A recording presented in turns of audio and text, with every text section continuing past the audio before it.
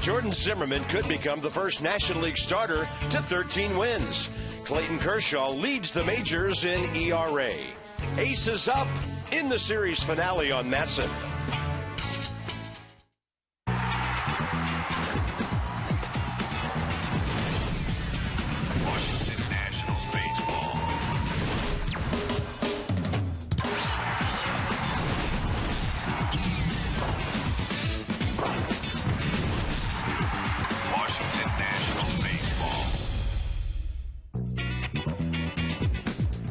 Hot day at the ballpark. The Nats trying to salvage one today. The Dodgers have controlled the season series so far.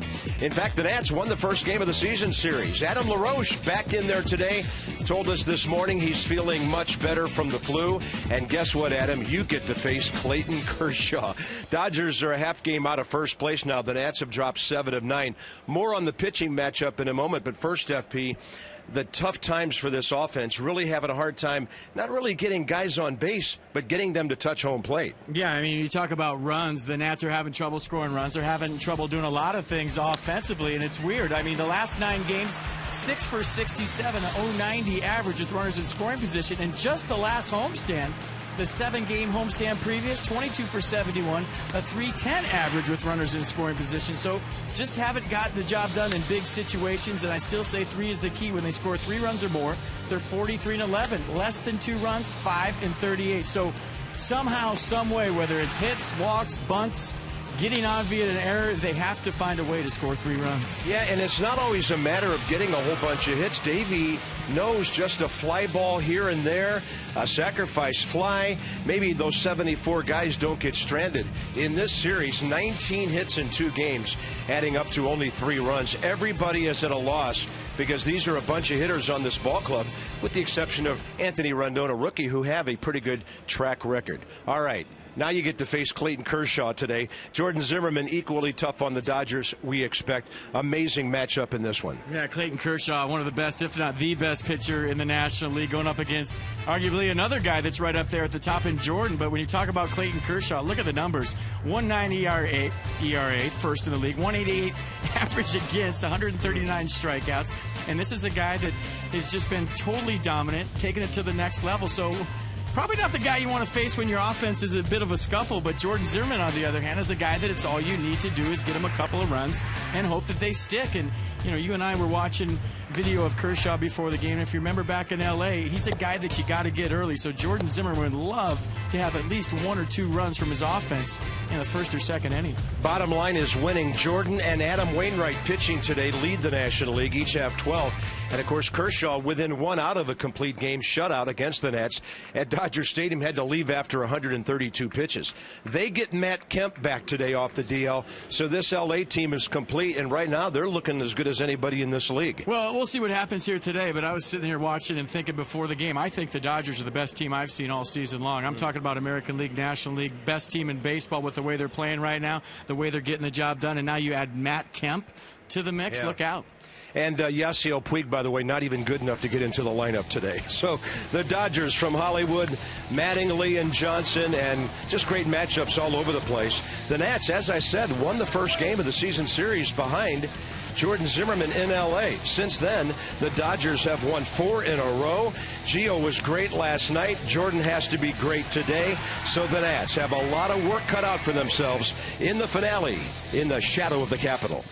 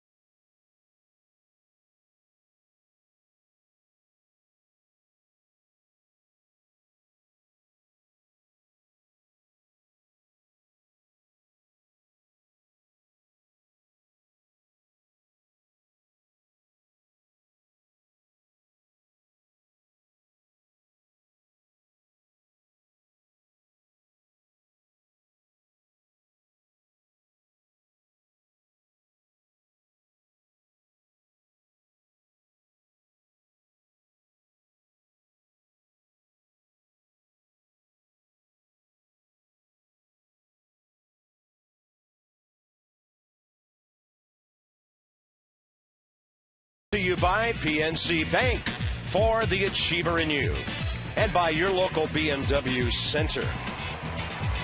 A lot of fans still coming down Half Street. In fact, they are just about shoulder to shoulder.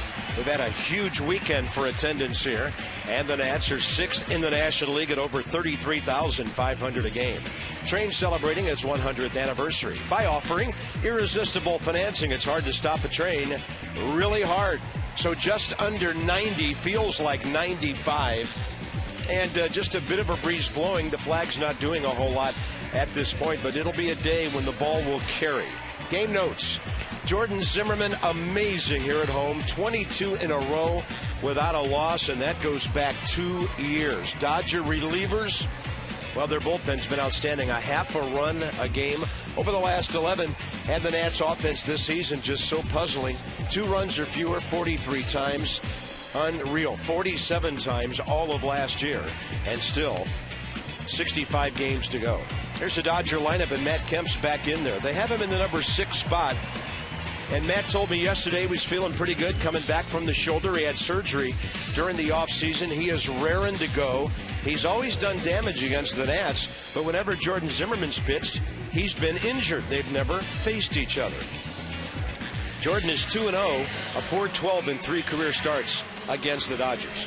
Their last start was against Philadelphia on July 11th. They received a 3-1 loss, gave up just 2 runs on 8 hits, over 6 1/3, struck out 6, walked nobody. What new? Nats going to lose that game 12-4 through 79 pitches, 59 of those for strikes. So 4-seam fastball, slider, curve change is what the Dodgers will see from Jordan here today. Set the defense for the Nats. A little different look in the outfield. Scott Hairston gets the start in left. Bryce Harper moves over to center. Jason Worth in right. Infield the same, and Kurt Suzuki, who always catches Jordan Zimmermann behind the dish.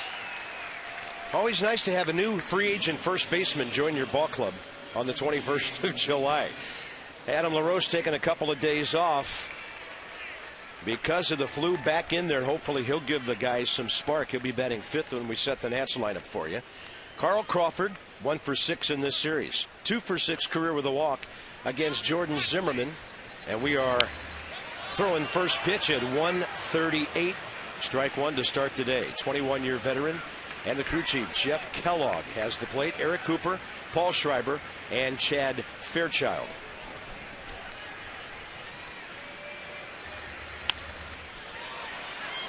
I think you get an idea about the Dodgers game plan very early against Jordan Zimmermann. Yeah, Mark McGuire said swing.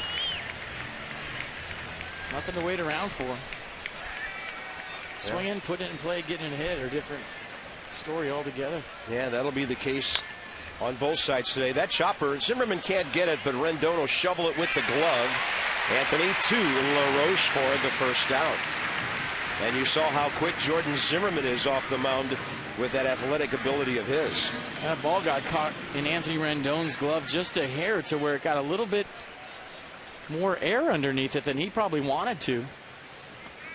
The shovel, almost like a changeup right here to Adam LaRoche. Tried to shovel that on the line, but watch it stay in the glove just a hair too long, kind of roll up and out of the web. And it looks really, really slower than it was on Exmo. Nick Punto gets a start today. Juan Uribe sitting. They did make a roster move. Scott Van Slyke not included on their extra men today, so his roster spot taken by Matt Kemp. Punto 0 for 3 in this series and hitless in his last 13 at bats. But he does have 3 career hits and a walk against Jordan Zimmermann, so he has acquitted himself well against a tough right-hander.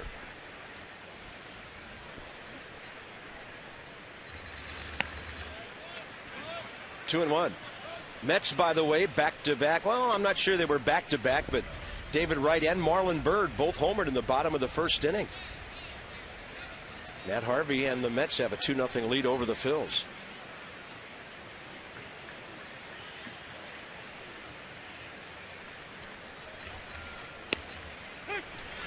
.94 outer half right in there. Well, on a warm day game, you love to have a guy like Jordan Zimmermann pitching for you, the quick tempo. Same with the Dodgers and Clayton Kershaw, both pitchers that work very fast, throw lots of strikes. Well, he jammed in, and Punto able to bump it into left field to break that offer. And that's his 4th career hit in 9 at-bats against Jordan Zimmermann. And just staying inside of this pitch right here, just a fastball in the inner half. Getting the label to the ball, and because you put your hands in the right position, you're able to throw that thing in left for a single. Adrian Gonzalez and Hanley Ramirez, the next two. They've combined for 7 hits in this series. Gonzalez 3 for 9. He's driven in 59 runs. And against Jordan Zimmermann, career 3 for 10. By the way, that's Cliff Lee pitching for the Phillies at New York, giving up those home runs, which we saw him do here.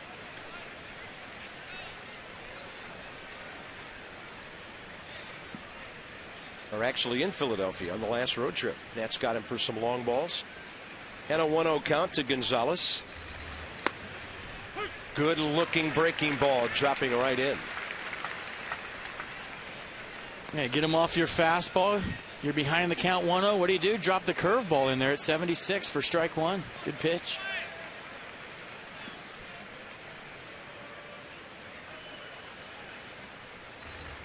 That ball drilled to right. Rendon can't get it. Punto stops at second. And now the most dangerous Dodger walking in with 2 men on. I'll tell you what, Adrian Gonzalez does not miss too many fastballs. There's been a few in this series that he's been a little bit late on, but last night his last at-bat, and today here his first at-bat. All over the heat. Well, Hanley Ramirez 3-hit night Saturday. The 2-run homer on Friday. So in the series 4 for 9 with 3 batted in. He's had his share of success against Jordan as well. 8 for 18. And a pretty good fastball running into his hands for strike 1. Dodgers have won 19 of their last 24. Arizona's lost 3 in a row, and the Diamondbacks now at San Francisco later today, just a half-game lead in the West.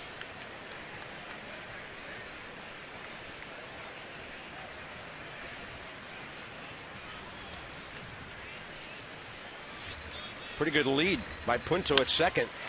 And Ramirez will drill it, and that's one way to get him out, having hit it right at somebody.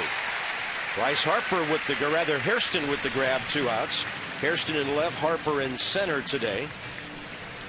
And a huge out in the first inning of this game. Yeah, Hanley Ramirez hasn't missed his barrel in about 3 weeks for the Dodgers, and once again gets it just a little bit in on him down by the label, but ball hit hard right at Hairston. Almost in his tracks. Big out.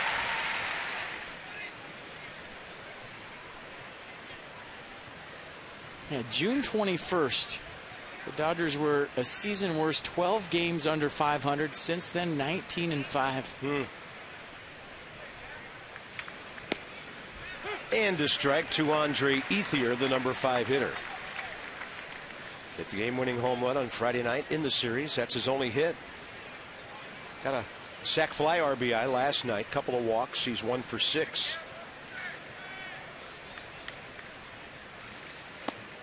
And Jordan going off speed here to get a couple of strikes. So funny, when we were there on the West Coast trip, everybody associated with the Dodgers, it was like dead man walking. You talk about Don Mattingly getting fired, everybody walking around the ballpark like their dog just died, and now people are saying they're one of the best teams in baseball. What a difference a month or so makes. Yeah, it can be done.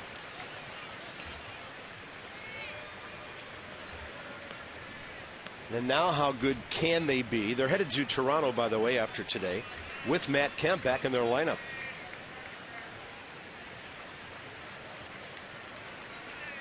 One ball, 2 strikes. Way inside.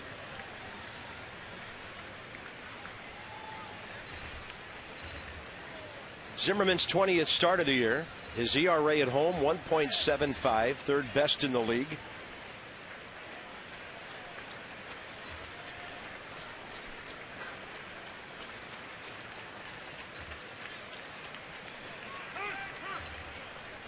Kurt Suzuki put his mitt up, and then Jeff Kellogg gave time. Zimmermann 2 outs into the 8th inning at LA. 9 hits, 2 runs in that game on May 13th. The Nats won it 6-2. And that ball, Desmond just cruising back for it. And Ian Desmond makes a fine play to end the top of the first. Couple of hits, both runners stranded. Harper to lead off.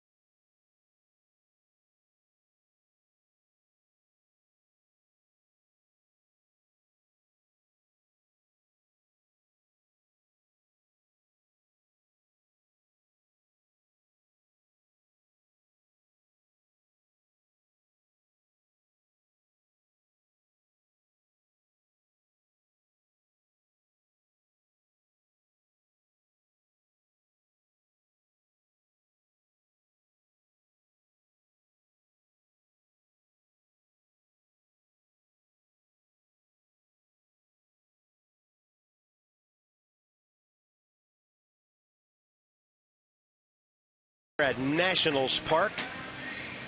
Let's have a look at the lineup. Brought to you by Mazda. We believe if it's not worth driving, it's not worth building. So Bryce Harper up top again today. Adam LaRoche back in there at the number 5 spot. Denard Span gets the day off against a tough left-hander. Scott Hairston a start in left field. He's 2 for 9 as a Nat.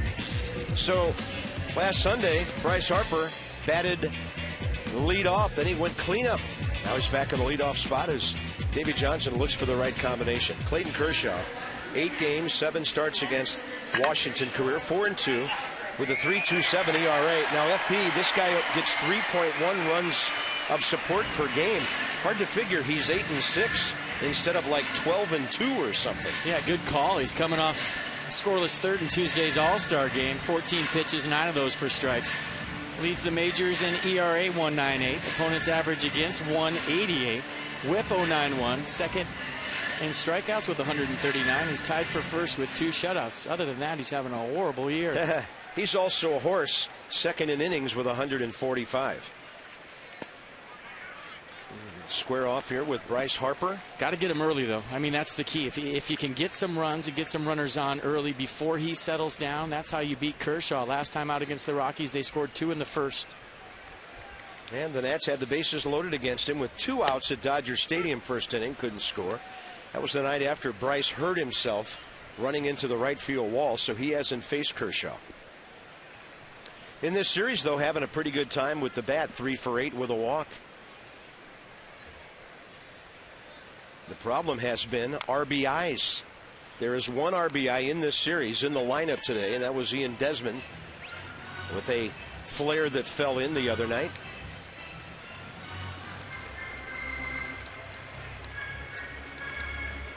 Hoping that bat rack can start making some noise. Bryce at 268. And a breaking ball from Kershaw. 2 balls, 2 strikes.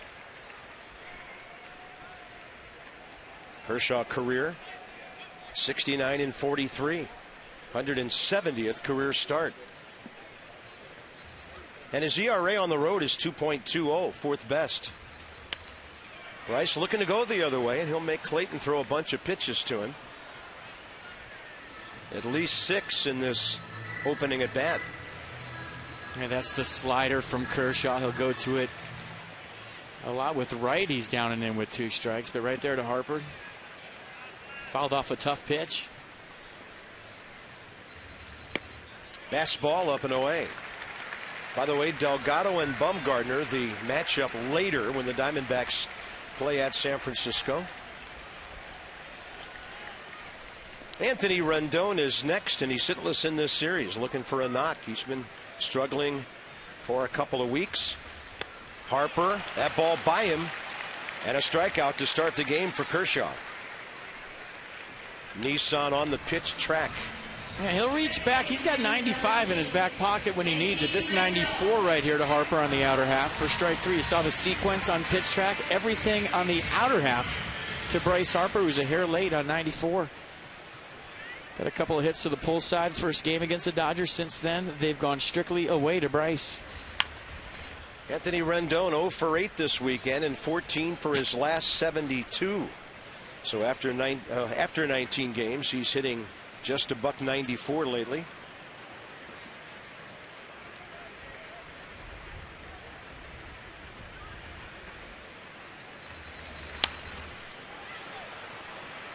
This one over by the tarp. And 0-2.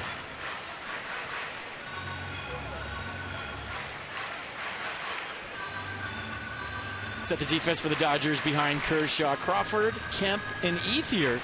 Their outfield, Ramirez, Punto, left side, Mark Ellis, Adrian Gonzalez, right side, A.J. Ellis doing the catching. First game all year, the Dodgers have had Matt Kemp, Hanley Ramirez, and Carl Crawford in the lineup at the same time.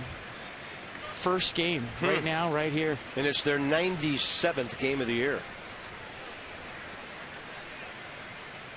0-2 to Rendon.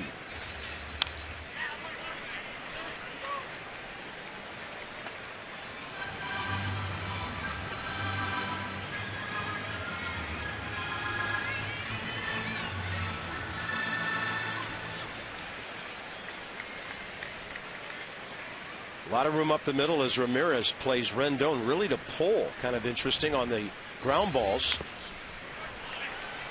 And Anthony stays alive again. I mean, he's known as such a good right field hitter. But evidently the Dodgers have charts that say when he hits it on the ground, he pulls it rather than takes it up the middle.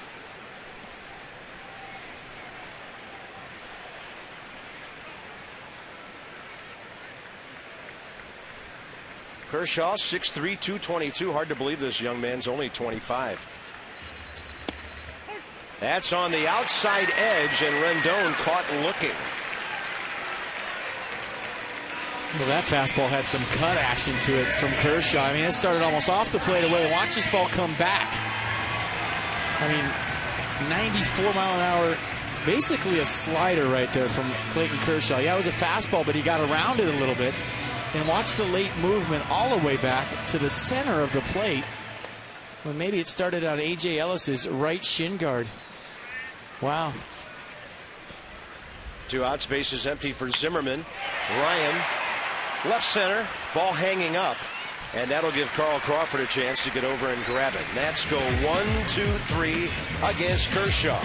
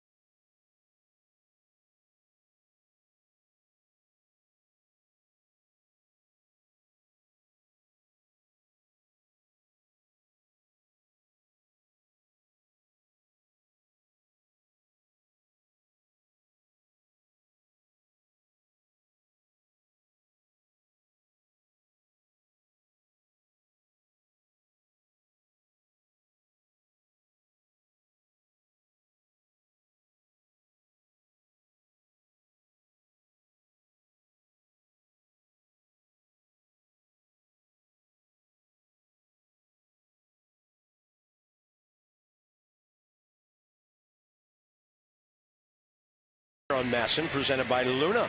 Call for the Luna Double. Get your second room of flooring free, 877-241-LUNA. SPF a million today if you're here. Yeah, at least a 30. Helps to have the curly W, well, what do we call those? Eye reds? Not the eye black. Yeah. And they gave the kids the cool, very cool sleeves today. Yeah, everybody geared up. Attitudes all over the park, looking like they're ready to play some ball. Gamer. Gotta get that rally hat on. Best record since the latter part of June.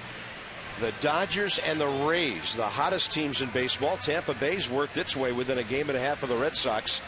And Don Mattingly's Dodgers within a half game of the Diamondbacks. The Red Sox have been very steady, 59-40. Best record in baseball still. I'm getting a lot of text messages from the Bay Area about the last two nights. What, like, why don't you guys beat the Dodgers? Yeah. So it's your fault.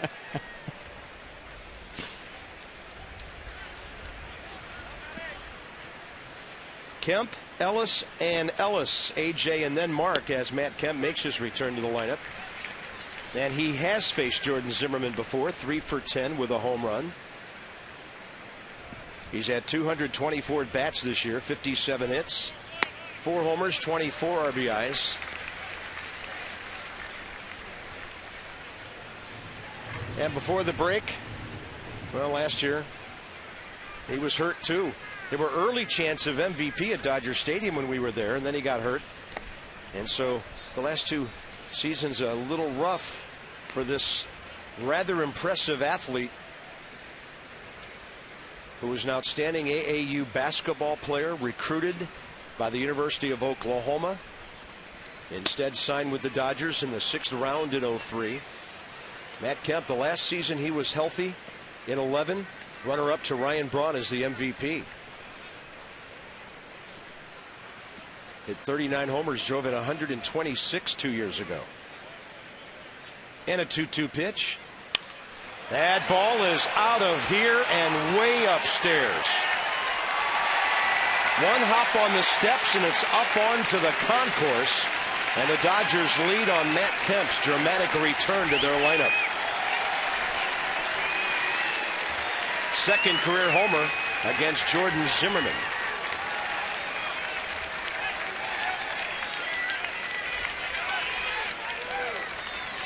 Yeah, only the 5th home run of the year for Kemp, but you see the slider supposed to be down the way, backed up a little bit. And welcome back Matt Kemp in a big way with a big homer. And that shoulder looks okay to me. Yeah, because whenever a guy's coming back from shoulder FP, the first thing you look at is the extension and what kind of power he can generate. And for most guys, it's a big problem for a while. Not there. A.J. Ellis in the series, 0 for 4. Fouls it off to the right, and he's behind 0-2. But I think the first test was a swing and the miss where he finished high with his front side. Yeah, that's a swing in San Francisco that he took against the Giants where he kind of collapsed at the plate, then went back on the DL. So I think the true test of how that thing is on a swing and a miss, not so much when you make contact. And the 0-2 breaking ball in the dirt. Dodgers' 78th home run of the year. And you see some serious extension right there. Coming right at you. Make a play. And then off the steps, one hop up to the concourse, where somebody who probably just came through the center field gate got a souvenir. That line drive will bust up an 0 for 8 for A.J. Ellis. And in the alarming department, first 7 Dodger hitters, 4 hits, 3 of them hard. And HANLEY Ramirez with a hard out too. Nice play right there by Jason Worth, holding A.J. Ellis to a single. Took a good angle of that ball, hustled to cut it off. Nice play. Now Mark Ellis in the number 8 spot, and he's no easy customer down there either. Rendon has to cheat a little bit toward the bag for a double play ball. Mark Ellis, a lot of hitting room. Right side, he likes to move the ball around. He will pull this one, and that's fair down the line.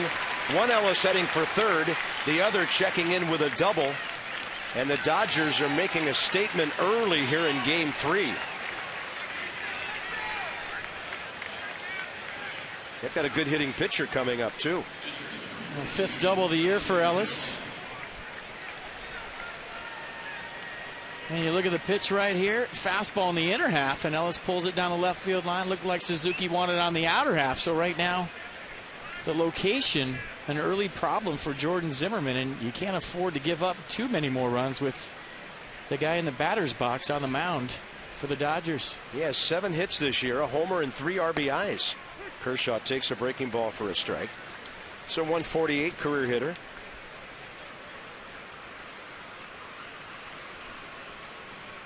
So the Dodgers have hit for 3/4 of the cycle already here in the 2nd inning. Kershaw bouncing ball. That's an RBI. Rendon to first. It's 2-0. His 4th batted in this season, and a productive out sends the other runner to third.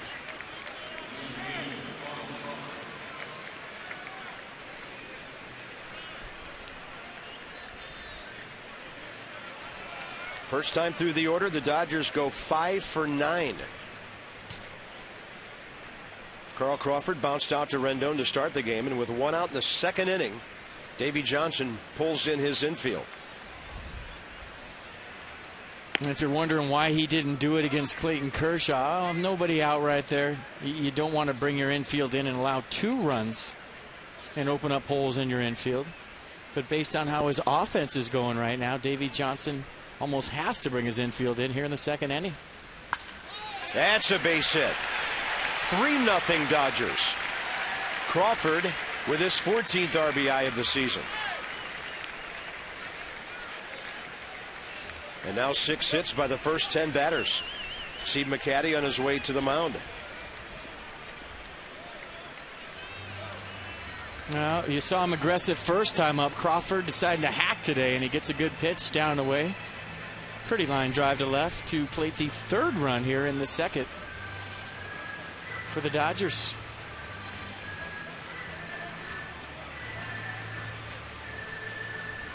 Well, that guy's had some bumps and bruises. If they get him back healthy and he gets on base, there's no telling what this team's capable of.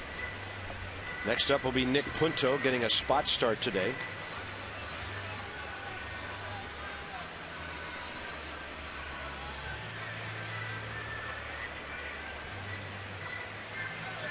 Boy, I used to say it all the time last year about the Nationals. When you win the first 2 games of a series and you come out that 3rd game and score first, really puts your opponent up against the wall. And the same can be said right here for the Dodgers, winning the first 2 games and jumping out to a 3-0 lead. And now you're playing seriously uphill the rest of the day. Ooh, that was close.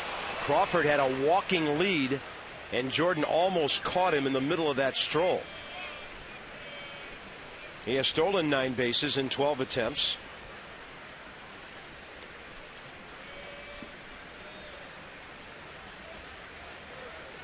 Target outside edge. Runner holding. Fastball high.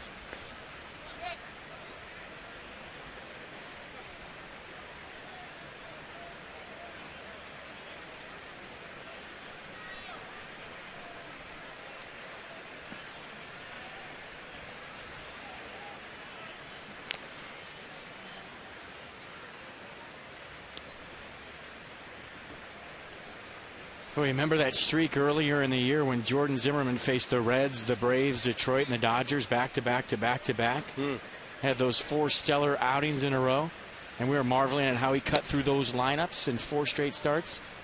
Well, that's the time of year when sometimes guys start to pay the price for outings early in the season, where you just go through that fatigue and that dead arm period. And last time out against Philly, not a bad outing for Jordan, but he did get the loss. And early on here today, having trouble with his fastball command. Did come into this game 5th in the league in innings with 132. Runner going, pitch on the outside edge, and Suzuki doesn't throw. Carl Crawford, 10th steal.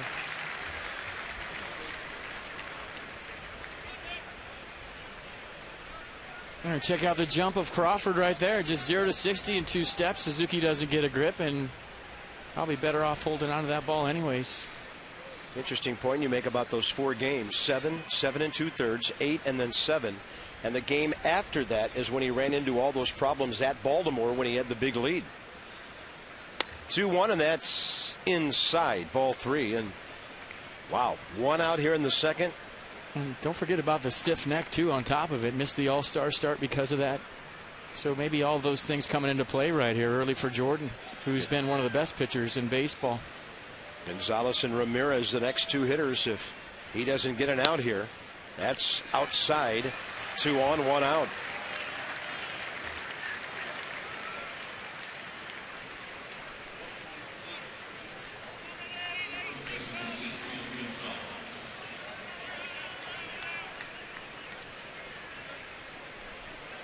Adrian Gonzalez, clean single to right field, his first time.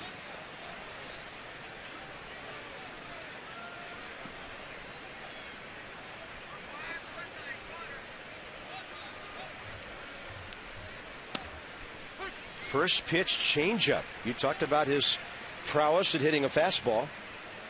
87 first pitch.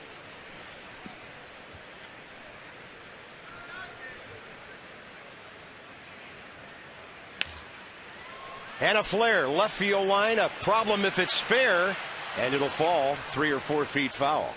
Strike 2.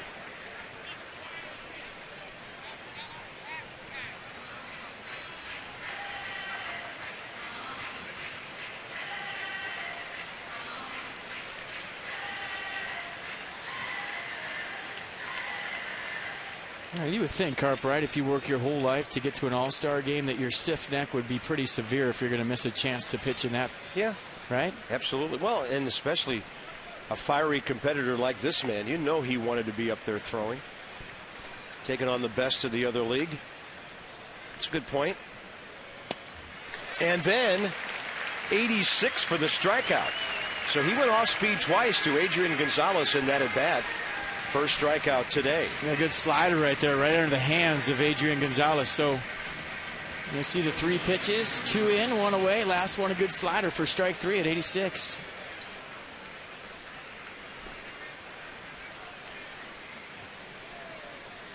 Oh, you only wish as a hitter you had that much time to decide whether it was a strike or a ball or a slider or a fastball. I was thinking that same thing as we saw that Exmo float home. That's how Barry Bonds saw every single pitch. Tony Gwynn, maybe? Yeah, Tony Gwynn, too. Oh, should I hit it to right? Should I go up the middle? I think I'll flip it to left. Press fast forward times 8, and that's what I saw every pitch. HANLEY Ramirez jammed just enough to line out to left his first at bat. He hits one high in the air to left. Hairston going back to the bullpen, and the Dodgers have doubled their lead. It's a 6-run second inning. And HANLEY Ramirez is still a net killer no matter what uniform he wears.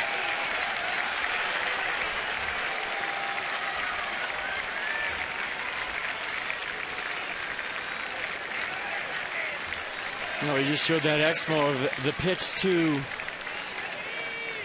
Adrian Gonzalez moving slow, but that's the way HANLEY Ramirez is seeing the game period right now. 86 miles an hour, a slider on the outer half that backed up once again to right down the middle, and guys that are hot and guys that are as good as HANLEY Ramirez do not miss those. And you talk about extension and some torque in the swing. Wow. So 2 homers in the second inning for the Dodgers. That one a 3-run job, 6-0. Andre Ethier, the 9th Dodger to bat.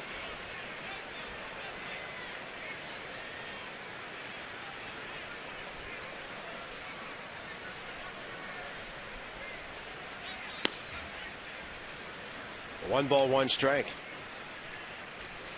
Long way to go in this game, obviously, but I'll say it again. I said it in the open. This is the best team I've seen all year. Most runs Jordan's given up since he gave up 6 at Cleveland, and then the 4 starts before that at Baltimore. So those were in American League parks with the DH. And the Dodgers looking as dangerous as anybody in baseball right now. Ethier hit that little looping liner that Ian Desmond went back to grab to end the first inning.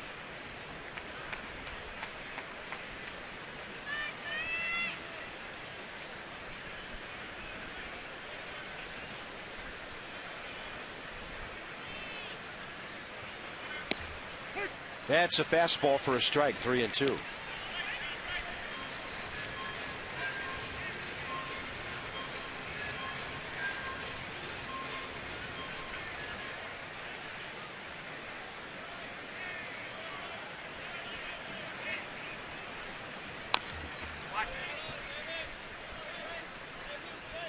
Pitch number 49 already coming from Jordan Zimmerman.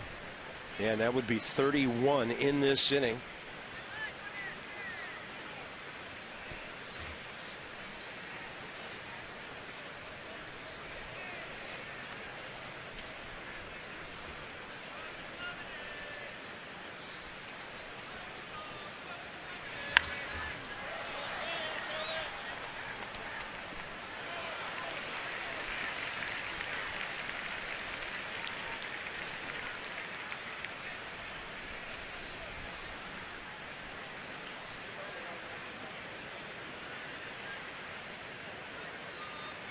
Three-two, 2 outs, top of the second. And Jordan walks him, and Matt Kemp will bat again. Second walk in the game and this inning. I think the bullpen phone's about to ring. Yeah, there it is, Steve McCaddy on it. Yeah, Jim Lett's been standing by the phone since the Ramirez home run. And the Dodgers will bat around Ross Ohlendorf.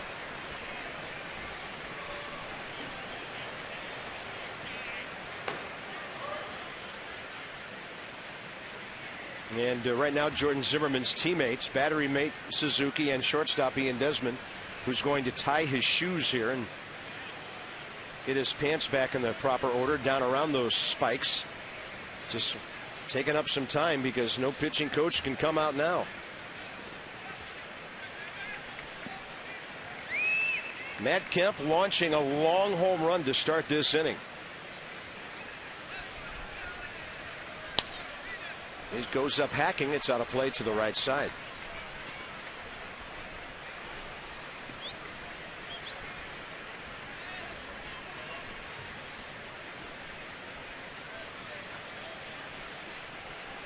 He's been so fine with his location all year, Zimmerman has. It's just strange to see him miss his spots today. And a couple of sliders right out over the plate that didn't slide. And there's been times this year with his 95-96 where he has been able to get away with a mistake, but today has been 92-94. Well, it's been a bit of a layoff for him. He didn't pitch in the series at Miami. And then coming out of the break, he was third in line behind Strasburg and Gonzalez. So today's the 21st. It's his first start in 10 days. Well, this might be a live to fight another day for Jordan. I mean, there's no need to extend him. The damage is already done, and you hope your bullpen can keep it at 6 and you can jump back in this game. Tall order with Clayton Kershaw on the mound. And the 0-2 to Kemp is a fastball inside.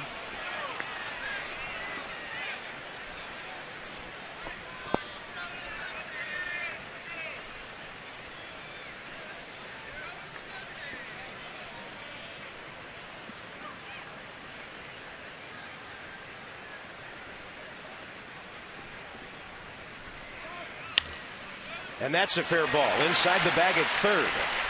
ETHIER can run. He's coming around. Tim Wallach waving him home, and it's 7-0. And Matt Kemp has 6 total bases this inning with 2 RBIs.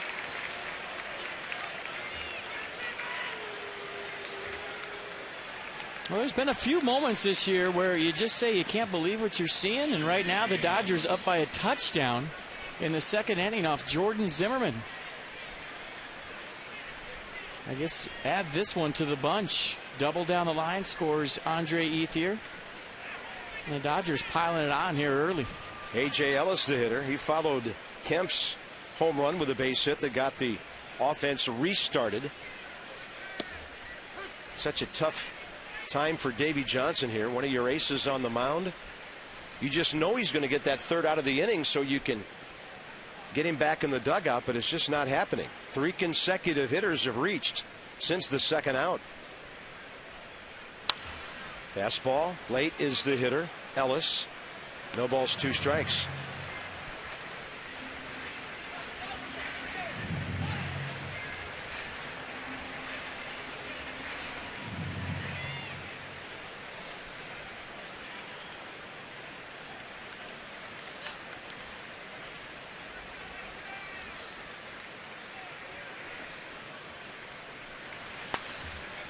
Staying with the fastball away. Well, the Dodgers tipped their hand very early from the first pitch of the game. Carl Crawford came out hacking. You know you're going to get a strike with Zimmerman on the mound, and they've been very aggressive on anything close to the strike zone. 8 hits, 2 walks in the first 15 batters of the game. And a ball hit to center, hit pretty well. Harper misjudged it. Bryce goes back and grabs it as it took off on him. Jordan Zimmerman raked by the Dodgers in the second. Long time to go in this one.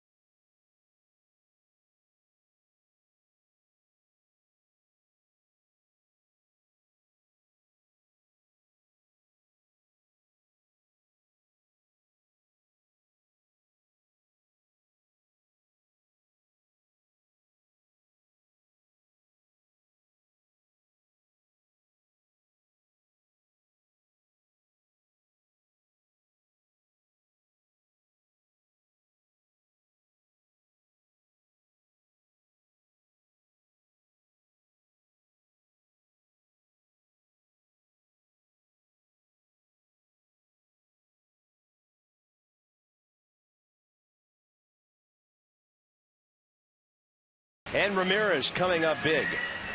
Now the Nats will welcome another hot ball club to the ballpark tomorrow night, although the Pirates have lost 2 at Cincinnati this weekend. Pirates are in town, 1 to 4, and it's Dollar Monday. Dollar hot dogs, peanuts, and popcorn at select concession stands until the start of the 6th inning or while supplies last. Tickets start at $10. Visit nationals.com/tickets. Dollar hot dogs, dollar peanuts, dollar popcorn.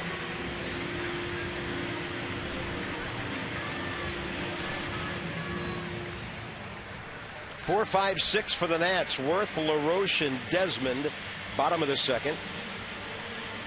Jason Worth with a 1-for-8 series. He has walked, and he's 4-for-18 career against Clayton Kershaw with 3 walks.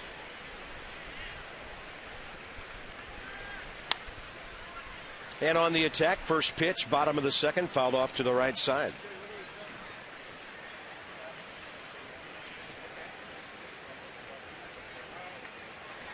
Adam LaRoche and Ian Desmond to follow. Bottom second against Kershaw. 14 pitches, 11 strikes in the first inning.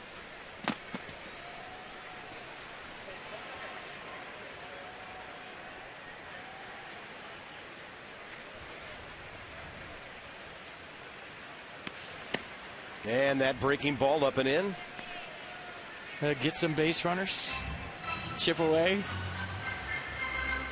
That 3-run stat I threw out there earlier is out the window, though. You got to score 7, 8. Yeah, it's going to have to be a pizza day to win this one. Well. And Jason Worth launches one. See you later. Far edge of the bullpen. And that's one way to chip away. A blast to make it 7-1.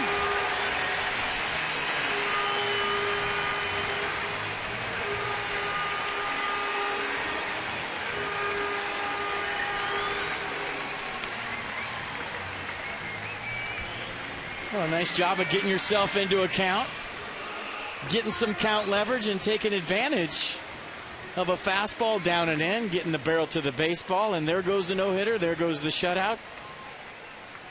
And as they say in the CFL, a rouge for the Nationals, 7-1. Jason Worth, first career homer against Clayton Kershaw. Adam LaRoche makes his return to the lineup today. And he'll go up and swing at the first one and foul tip it. He's 4 for 16 career against the lefty with a home run. Kershaw just gave up only his 8th homer of the year.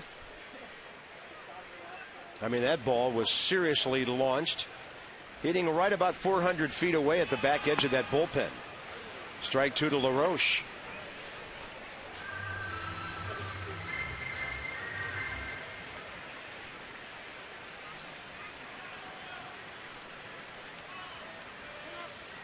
Oh, the good thing right there is the Nats are on the board with the run. The bad thing is Clayton Kershaw just realized he can't just lay it in there with a 7-run lead. And the 0-2 to LaRoche, a fastball up and away.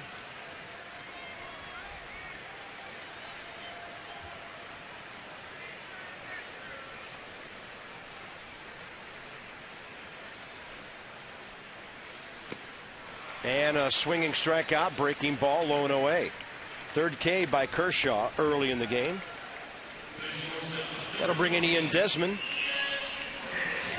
And Ian's had a pretty good series. 3 hits, 9 at-bats with an RBI. Just enough hits to extend that hitting streak to 8 consecutive games now. 11 for his last 34.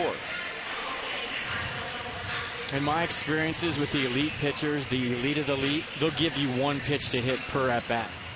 They'll throw something out over the plate. If you get that pitch, you got a chance. If you don't, you're going to have to battle. And Kershaw misses upstairs. Ian career against the lefty, a walk. He's 3 for 14.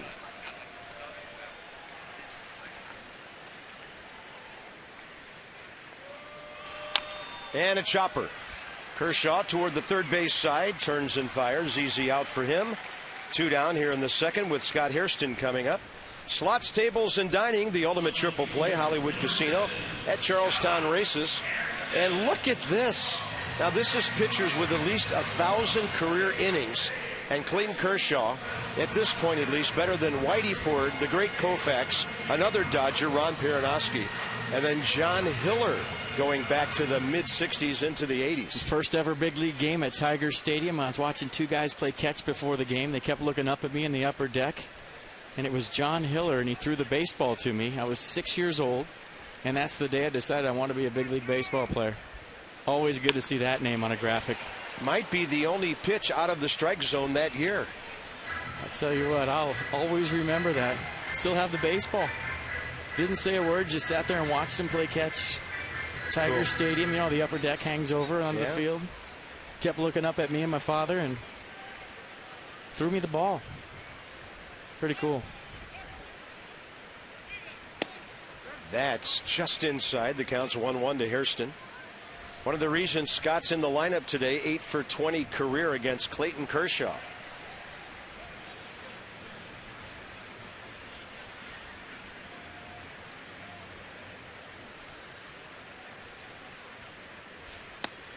That's why every day in batting practice as a player I would watch for the kid on the edge that wasn't screaming for the baseball, the one that was real quiet, and I'd run over after BP and just surprise him and put a ball in his lap every day. Made it a habit. Nice. Count goes to 2-2.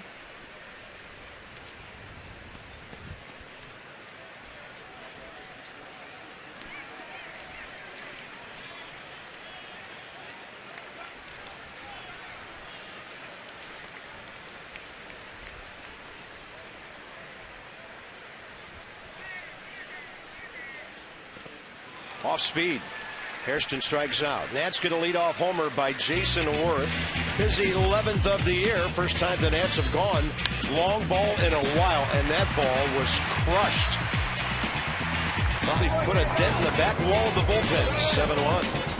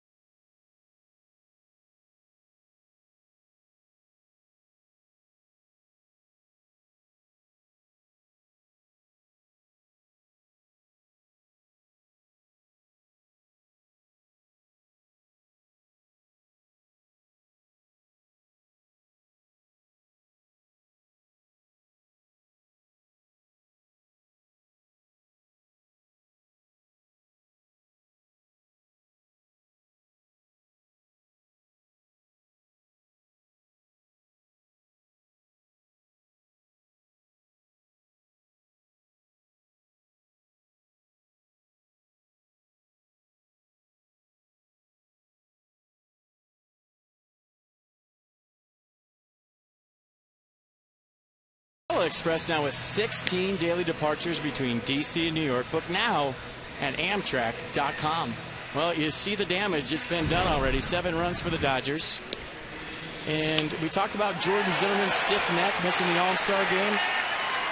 Well, when you miss something like that, and you probably would have missed a start, it's not an excuse, it's a fact. So something going on with Jordan today, a guy that's been as good as anybody in baseball all season long, giving up 7 runs in just 2 innings of work to a very hot Dodger ball club. 58 pitches, 39 strikes. That's a man who averages just under 14 pitches per inning. And you've just seen the shortest start of his major league career as he took the mound for the 101st time. So it's up to Ross Ohlendorf now to settle this thing down and get some Dodgers out for several innings.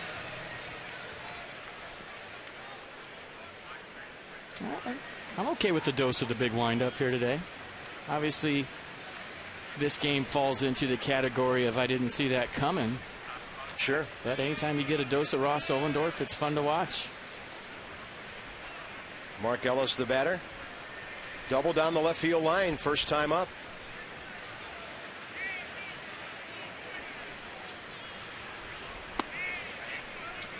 Pretty good sinkage on that 92. That may be a strike later. Jeff Kellogg just saw it for the first time, and that thing really went straight down.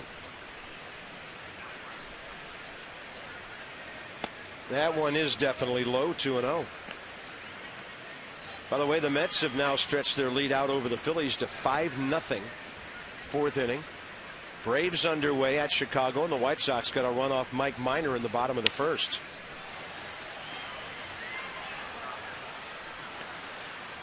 You Google Ross Ohlendorf, and the second thing up says Ross Ohlendorf windup.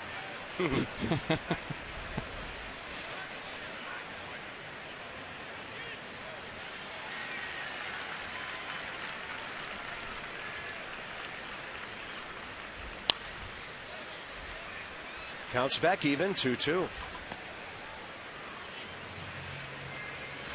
Ohlendorf makes his 8th appearance, 7th in relief. Still has a sparkling 1.74 ERA. So in a 7-1 game, you're thinking, well, yeah, just eat up some innings. But when you talk about Ryan Matthews getting close coming off the DL, I would say this is a big outing for the big windup. Into his glove on the side. That would have it tailing toward right center, and Ohlendorf, a fantastic reaction to make that play. Well, I like the way he charged this ball right here. Watch him. We got plenty of time. Charge this ball. Big windup right at him. Put the glove out, make the play. Mark Ellis, another hard hit ball, but right into the glove of Ross Ohlendorf. Easy play, right? You're glad those are off to the side rather than straight on, that's for sure. Fastball upstairs and a swing and a miss by Clayton Kershaw, who got an RBI with a ground ball 2nd inning and moved another runner over. That was a big part of the Dodgers scoring their 7 runs in that inning. He got it right back up to the top of the order. I mean, that was only the 2nd run of the inning that he drove in.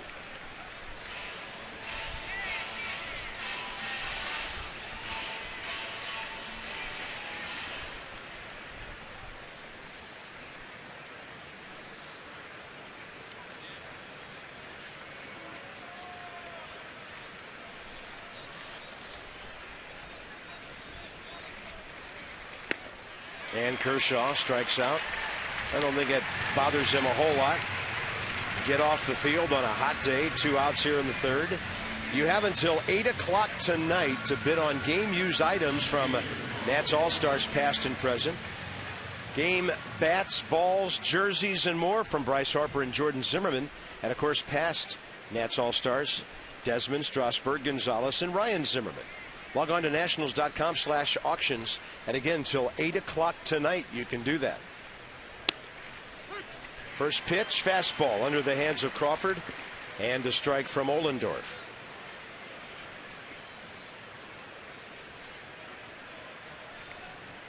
'30-year-old right-hander who will have a birthday in a couple of weeks.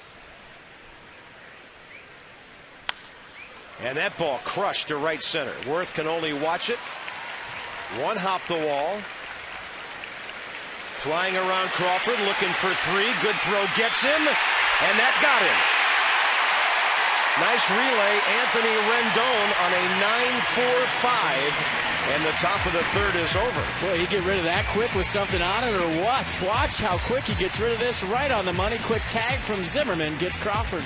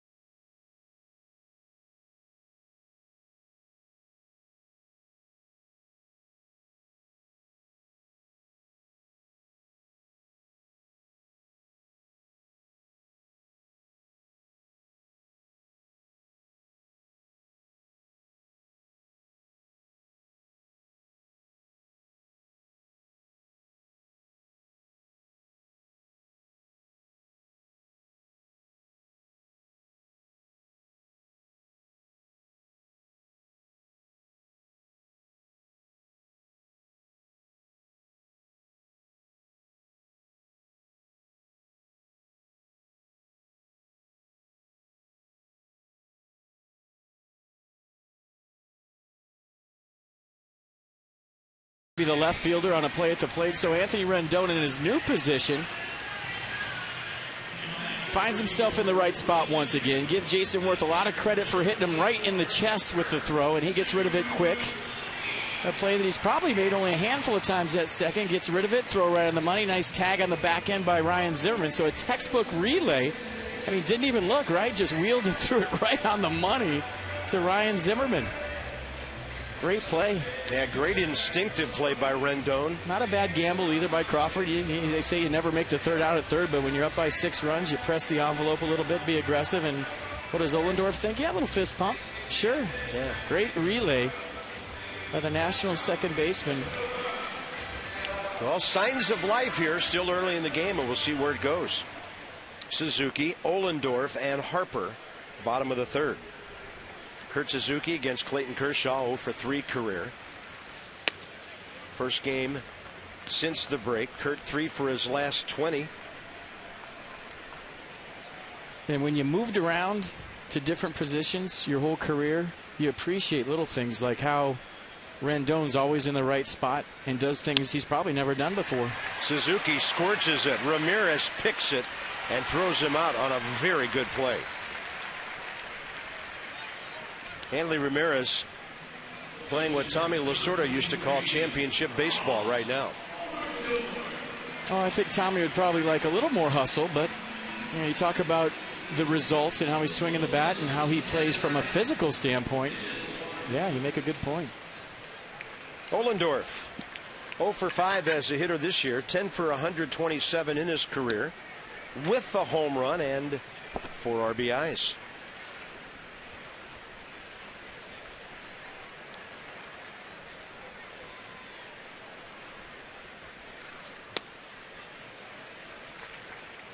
And Kershaw wants to get those first 2 outs quickly. Pitchers in the National League love that. If they can get the number 8 guy, go to work real quickly on the pitcher. And now he'll face Bryce Harper with the bases empty and 2 outs. PNC Bank for the achiever in you with our minor league report.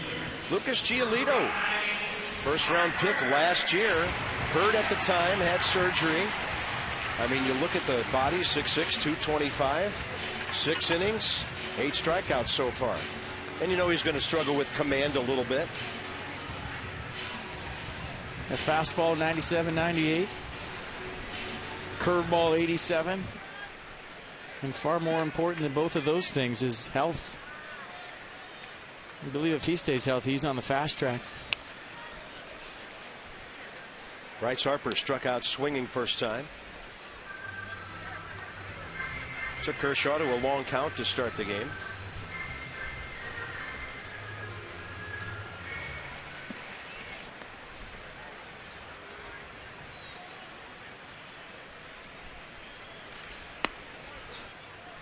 And that 94 low. 1 ball, 1 strike. Bryce in this series 3 for 9 with a walk.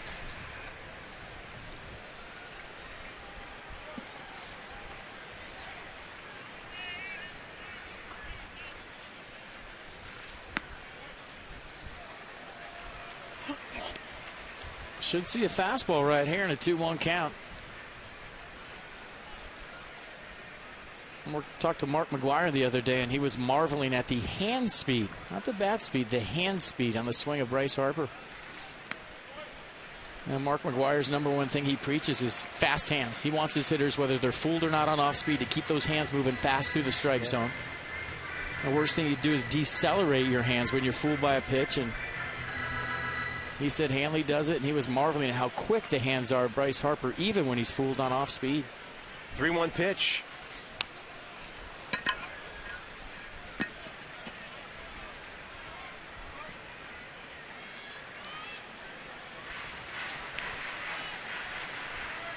Second long count for Bryce today. Kershaw 14 pitches first inning, 15 in the second.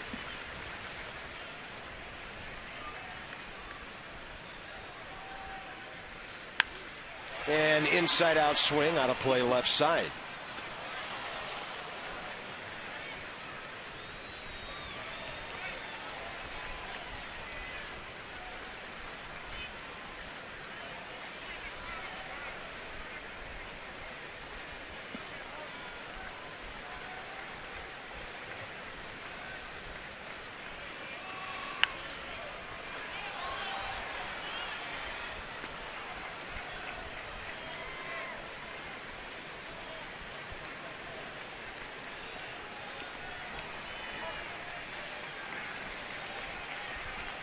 Base is empty, 2 outs. Bottom of the third. Bryce's last home run 20 days ago. Going slider.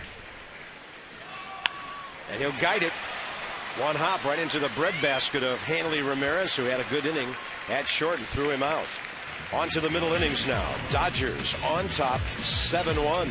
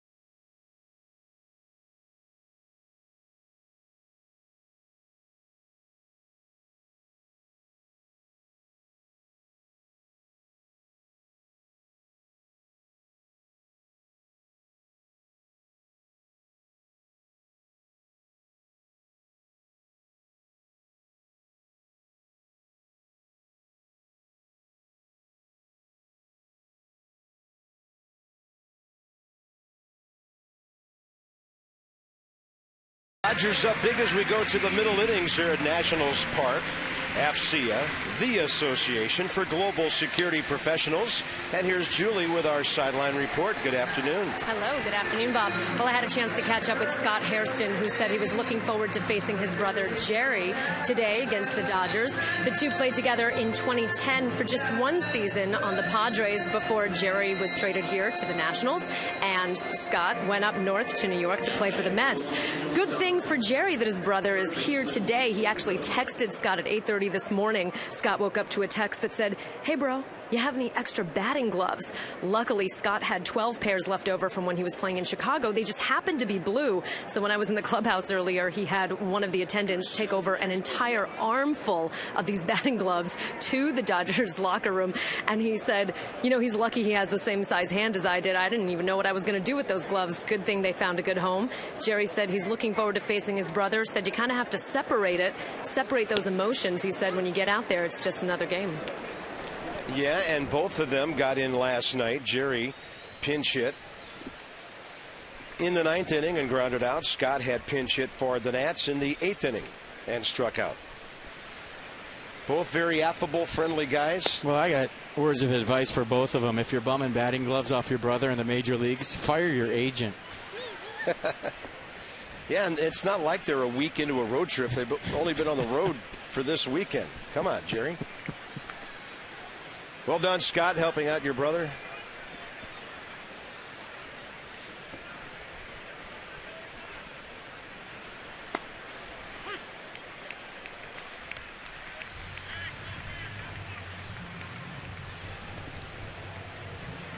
Nick Punto, a base hit, a walk, and a run scored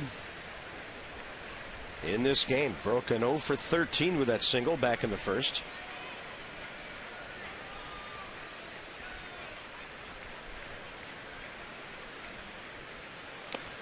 Had him all locked up. And Punto, looking back at the umpire, Jeff Kellogg, they appealed to third. Chad Fairchild said swing, and Ross Ohlendorf gets his second strikeout.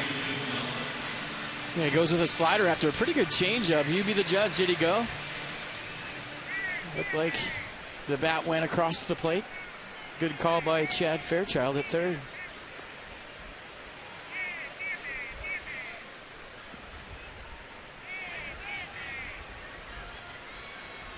A lot of Dodger hitters have seen Ohlendorf in the past. Adrian Gonzalez goes up swinging. He's 3 for 7 career against Ross. And some of that was last year in San Diego when he made 13 appearances and made 9 starts for the Padres. A couple of years with the Pirates before that. Started his career in 07 with the Yankees. No balls, 1 strike. And Gonzalez fouls another.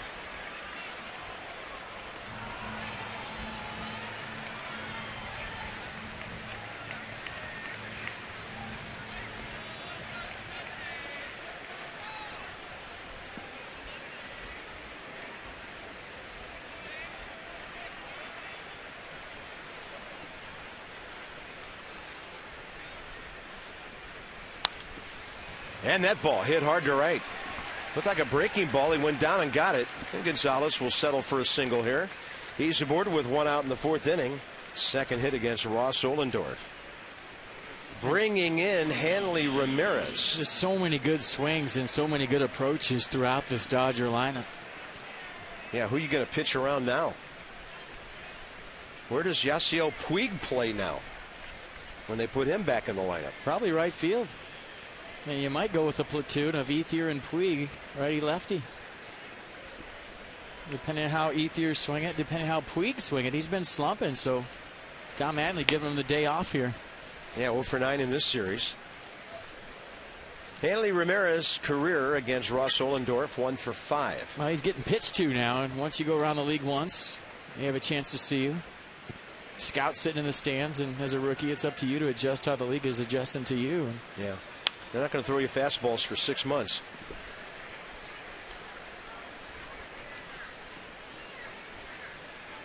Right there with Juan Uribe, also out of the lineup today. The other thing that Kemp's return does is give the Dodgers one heck of a bench.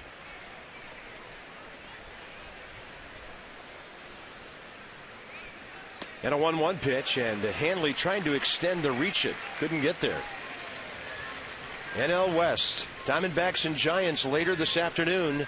They're now within a half game. Rockies hanging in there, but still under 500. The Padres are in it, really. 7.5 back. Yeah. Just have to leapfrog 4 teams, but still. Come September 1st, it'll be hard to do that.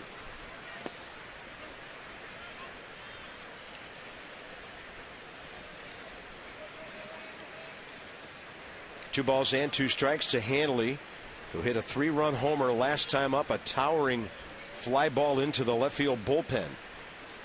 So suddenly in this series, 5 out of 11, 2 homers, 6 RBIs.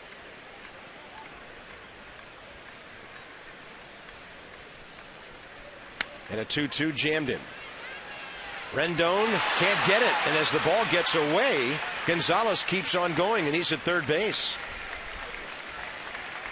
That'll be a base hit for Ramirez.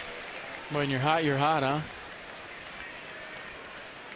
Hits come in all shapes and sizes. And after going deep his last time up, a good pitch by Ross Ohlendorf beats Hanley Ramirez, but because of the runner on first and maybe Rendon shading up the middle, a seeing eye single for Hanley Ramirez, and the hits just keep on coming. 11 of them by the Dodgers today, and it's only 1 out in the 4th inning. Andre Ethier is lined out to short, walked and scored.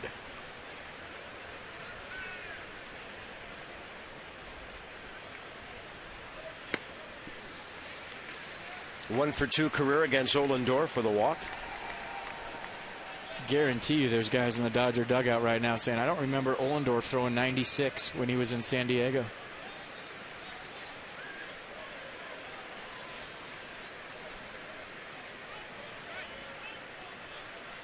Step off and a look at Ramirez, and he's 5 for 5 stealing this year. Still early enough in the game that a stolen base up by 6 not frowned upon? No. Okay. Got to play the game.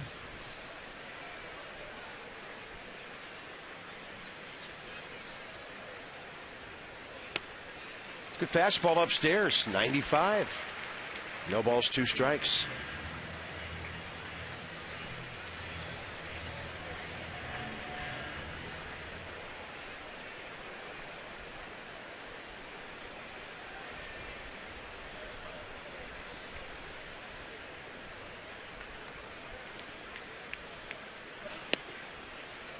Tried to paint. Didn't miss by much. Yeah, 96 with a little tailing action on it. Tried to front hit the sinker. Didn't get the call. That ball ran back nice. Could have went either way. Boy, what a good looking fastball on the Mercedes-Benz pitch track. It's a great 0-2 pitch. Suzuki in there again. Right up on his hands. 97. Ohlendorf reaching back. Yeah. Check it out, 97 miles an hour. Some late life trying to get in on Ethier. You know, there are some scouts in the ballpark taking note of what they're seeing right now.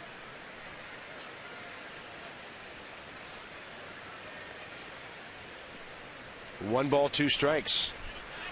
Gave him the quick move, and Ramirez back. And LaRoche with this sneaky quick tag right there. Trying to sell the call. Watch him just let that ball get to him.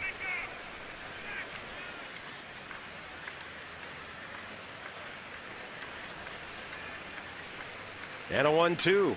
Now Ramirez running, and a ground ball. Rendon, another run scores. It's 8-1 Dodgers. Gonzalez coming home.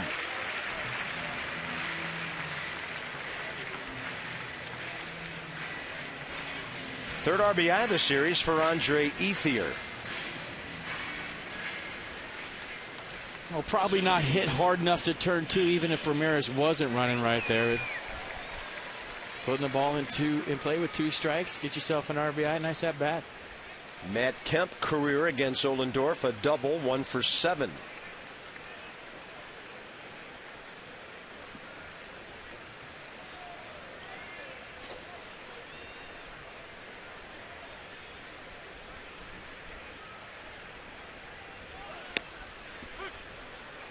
96 right in there.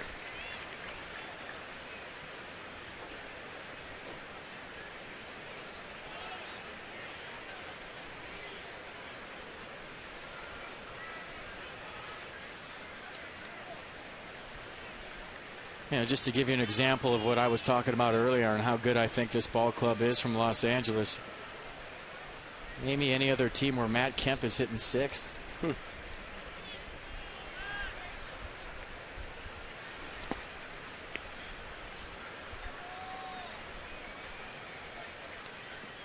I don't know. National League All-Star team, maybe? About the only one you could think of.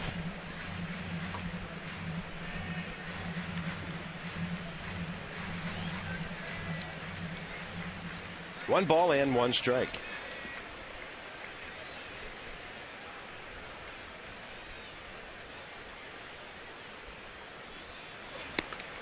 Way up there.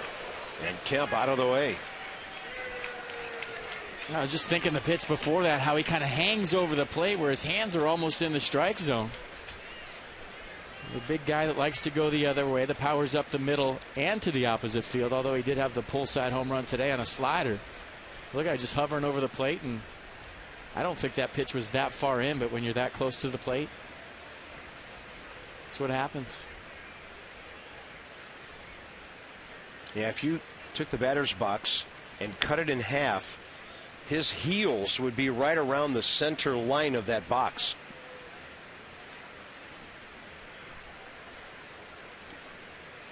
What kind of tool would you need to cut it in half with? Shovel? A bat. His bat. Coming around third is HANLEY Ramirez. Hairston's throw well short, and the Dodgers lead 9-1. And Matt Kemp is a triple short of a cycle already. And he's driven in 3 runs today.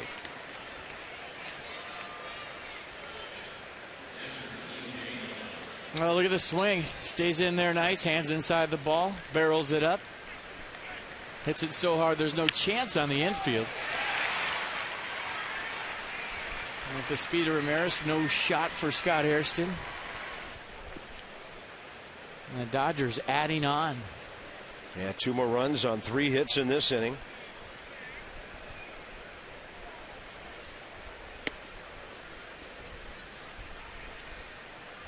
They are going to Toronto, and there will be some teams in their division that hope they won't be allowed back in after that series.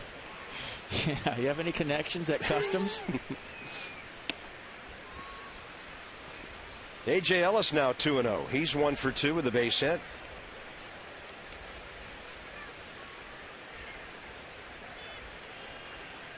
I just hate it that all these wonderful big crowds the Nats are having this weekend have had to be so quiet.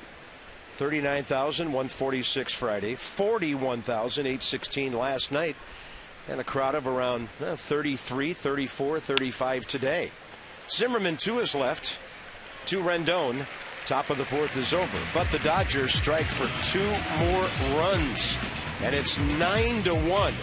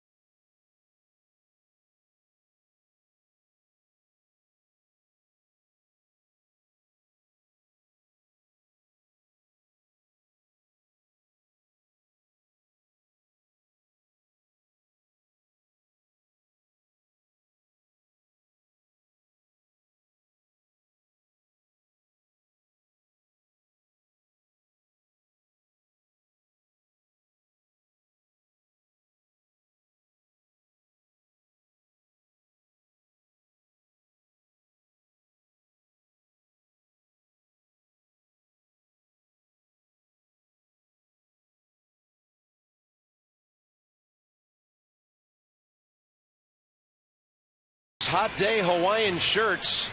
Tall Tom Jefferson off to a big lead. You knew something had to be up. By the way, there's the tally. Teddy 5 wins, Bill 6, Abe 8. Pushing. And look at that lovely lady. Watch this. Oh, Bill, face plant. Teddy, Abe. Abe, you got to get a cell phone number before you do that. Is that Martha Washington who pulled that off? Yes, she is. Who wouldn't stop for that? That's just fun times at the ballpark.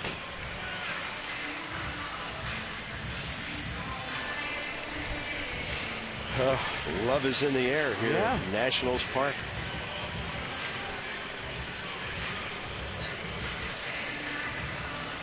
Is that Martha Washington or Mark Washington? I couldn't tell. On to the bottom of the 4th inning. Anthony Rendon leads off.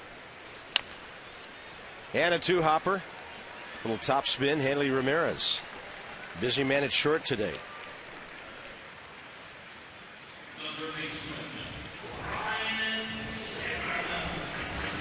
I got a question for you. Sure. Do you have to say everything that crosses your brain? Always. 9-1. Okay. Look out. All right. Yeah, it's a 9-1. The filter's light today. Sure.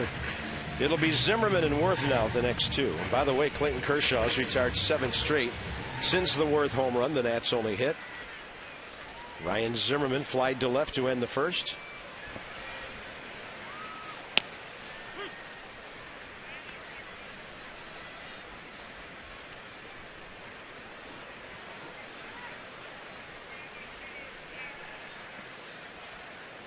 Mets still on top of the Phillies in New York, 5-0. Braves still trailing 1-0, top of the 3rd against the White Sox in Chicago. STG takes us inside the numbers. Ryan Zimmerman joining some pretty good hitters. The highest average all time against the Dodgers.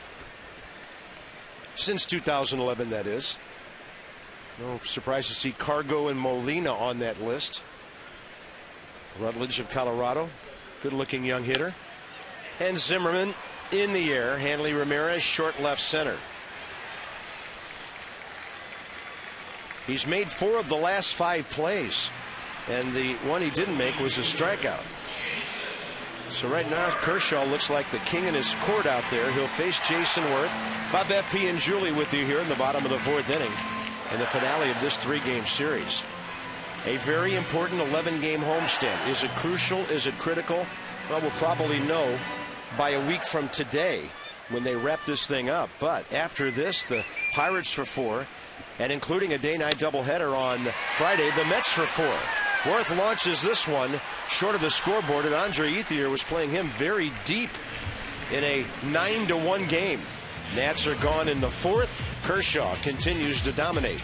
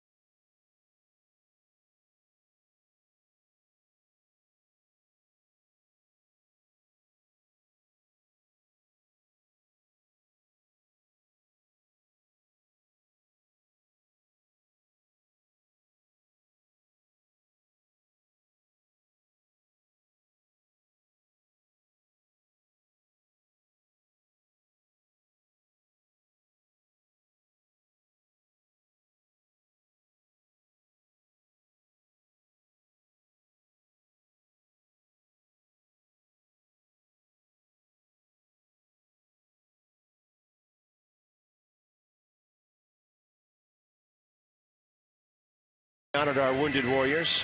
here at Nationals Park. It's our DynCorp International Troop Recognition. At DynCorp, we serve today for a better tomorrow.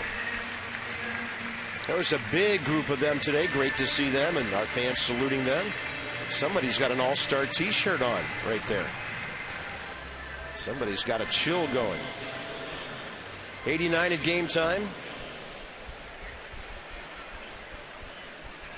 You're going to get brain freeze if you keep eating that fast. Yeah. Dad's like, don't Dad hog says, it. how about me? Yeah. You're afraid to share meat. There you go. Thanks. Top of the 5th inning. Ellis, Kershaw, Crawford against Ross Ohlendorf, who's thrown 34 pitches, 24 strikes. Cotton candy, nothing better, except for on a hot day. It's probably yeah, it's cotton glue now. It's more candy than cotton. That ball ripped, and the Dodgers another base hit. That's 13. Ellis 2 for 3. And the last time up, he lined that ball into Ohlendorf's glove. There's Clayton Kershaw.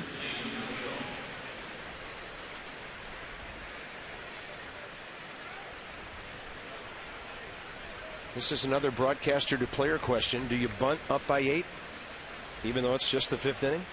Yes. As he squares around. And pops it up, and it's caught by Suzuki.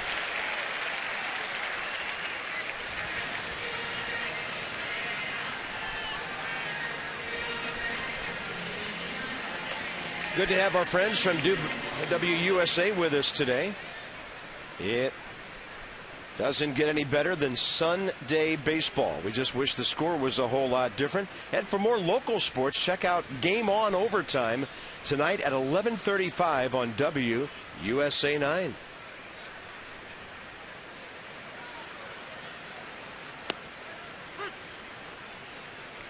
Carl Crawford takes a strike. He's 2 for 3. RBI single, steal, and a double.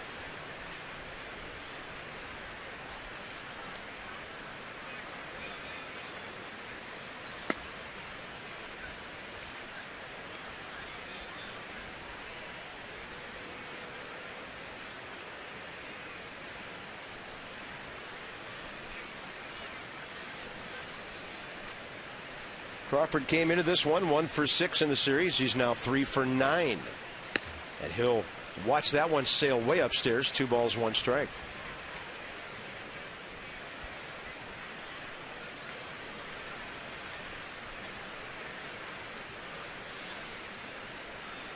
Well, like I said earlier, if you missed it, this is the first game for the Dodgers where they've had Matt Kemp, Hanley Ramirez, and Carl Crawford all in the lineup at the same time.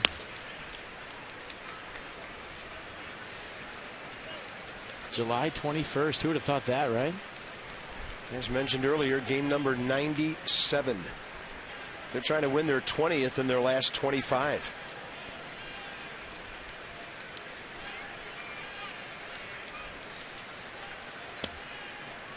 Two on, 1 out. Crawford on for the 3rd time. They could walk off this field, tied for first, and land in Toronto all alone in first. Which, with the exchange rate, means you're really tied for first, because it takes a half a game away, right? No. No? Doesn't apply. All right. I'll tell you what, remember our ball club in that Toronto ballpark last year. How about the Dodgers taking this bunch up there? That's a hitter's haven up there. It is. That was one of the great parts of the 2012 season. The Nats sweeping a weekend series at Fenway, then going to Toronto and 3 more at Rogers Center. Thought that was the turning point of the year, the sweep in Boston. And it's funny, you look at the Dodgers dugout and all the shots we have of the guys after they're hitting. You saw that a lot around these parts last year. They're having fun, they're laughing, they're smiling, and why wouldn't you when you won 19 of your last 24 games? I think it also shows you that things can turn around quickly. Yeah, and their ERA, their team ERA, just behind the Nats. Not anymore. Today they've tacked a whole bunch of earned runs onto the Nationals' team ERA, but they've had kind of the same pitching numbers the Nationals have had throughout the season. But they're hitting 20 points higher. And that was even with some of their guys out. They've solved some bullpen issues that they were facing earlier. Got a little more healthy. Called up Puig. Shook it up a little bit. Yeah, so this year Puig was their Harper. Now Don like Mattingly, Bryce did for the Nats last year. Yeah. And now Don Mattingly all of a sudden is a genius. Yeah. When they were trying to run him out of a town in June. Most brilliant managers have really good players. Well, I think you have to give him credit beyond the players. I mean, anybody can drive a Cadillac. It's about how he kept his team together and didn't really waver when things were going the worst. And I guarantee you he learned that from Joe Torre. Yeah, the ultimate even keel guy. Ohlendorf overpowers Punto, who hits this one out to Bryce Harper at the edge of the track. Runners are returning. Bryce will throw it into second base for the second out. And Adrian Gonzalez is next. Pick one July game, one August game, one September game. Get a free Nationals New Era ball cap. It's the midseason flex pack that'll take you late into the campaign. This offer ends July 27th, 6 more days. That's while supplies last and some restrictions apply. Nationals.com/flex. Log on, check it out. Gonzalez base hit last time against Ohlendorf. Got him started on their 2-run 4th inning. Ross goes off speed. 82 to the corner. Nice pitch.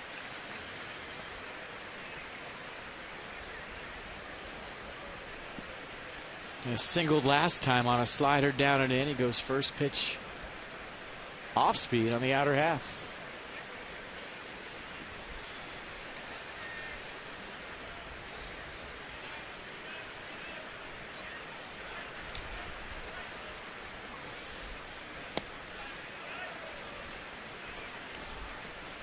Adrian Gonzalez inside the numbers from STG. Wow, situations like this, great numbers. And he's the 9th leading RBI man in the league. His next RBI will be number 60. Dodgers have 2 more aboard here in the 5th inning. And that one left side for Ryan Zimmerman. Right in the coach's box. Top of the 5th is over. Nats have LaRoche, Desmond, and Hairston coming up. Down by 8.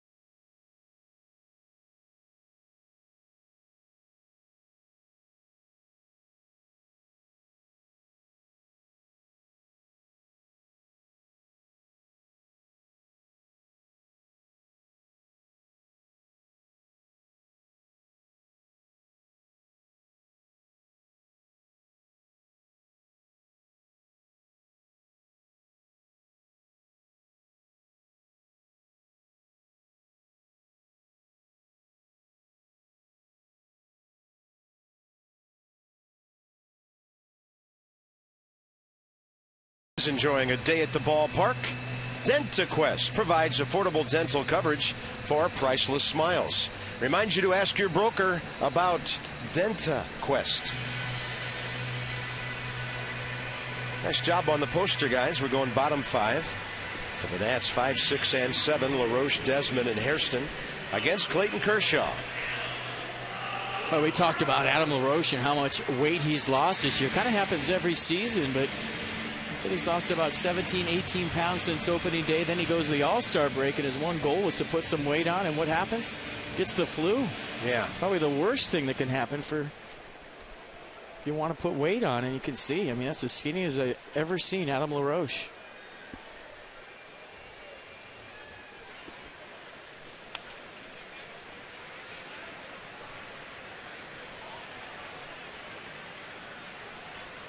Yeah, not a skinny man. He is 6'3". They list him at 210. Yeah, sometimes you just watch him with that relaxed swing of his, the way he handles first base. You forget that he's a big man. He just looks so fluid and smooth in everything he does. Kershaw struck him out first time after the Worth homer in the second. Clayton has retired 9 straight since then. Like I said, the good part about that Worth home run is that the Nats got on the board. The bad part is it probably shook Kershaw to think, hey, I can't just lay it in there because I'm up by this many runs. That one out to short, and HANLEY Ramirez has it spin off the heel of his glove. That'll be his 5th error of the year. And they just charged Adrian Gonzalez with that error. Yeah, see the ground ball to HANLEY Ramirez. He's been all over the place today. If you missed it last night, Chad Tracy charged with an error on a short hop. But this one, no doubt, hits him in the heel. Kind of peeked up there. And the greatest comeback in Nats history started with an error by HANLEY Ramirez. Well, let's see. Here's Desmond.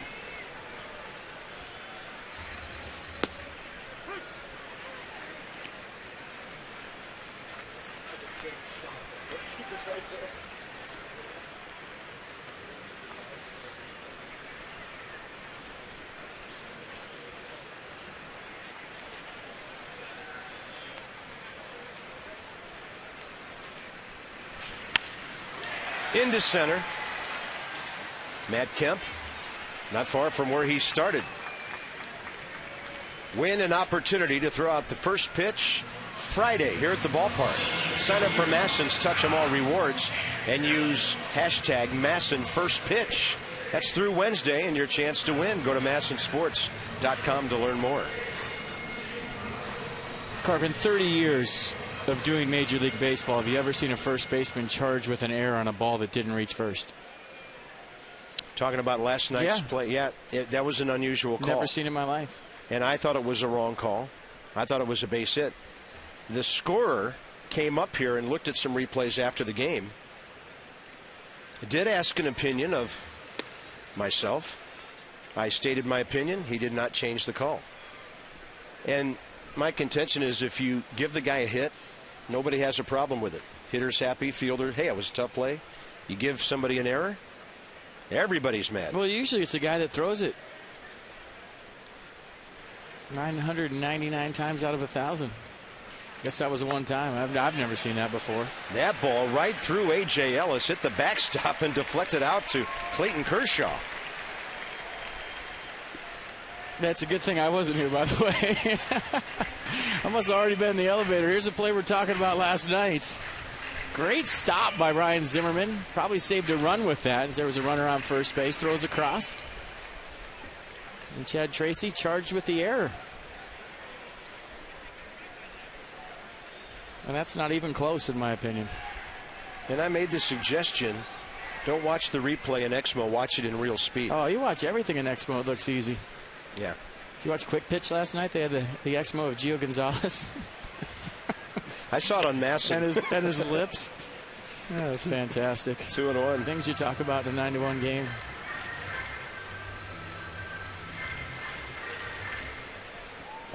Two balls and a strike to Scott Hairston, who struck out first time. 2 for 10 as a Nat.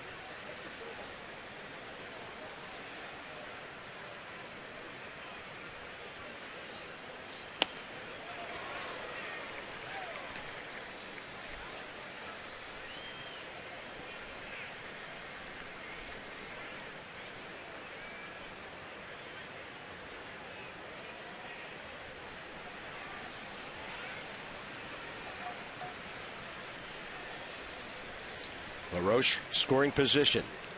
The Nats are 6 for their last 67 with runners in scoring position. Unbelievable leap and a catch there by Punto, who's not that tall, and keeping that ball out of the right field corner. And a good base running play, by the way, by Adam LaRoche. A lot of guys who get doubled off on that. A good swing right here by Scott Hairston, right on the screws. Nick Punto reaching up as high as he can. Had a snow cone there. You see a ball coming out of his glove as he reached to throw it to second base. All 5'9" of him. Great play.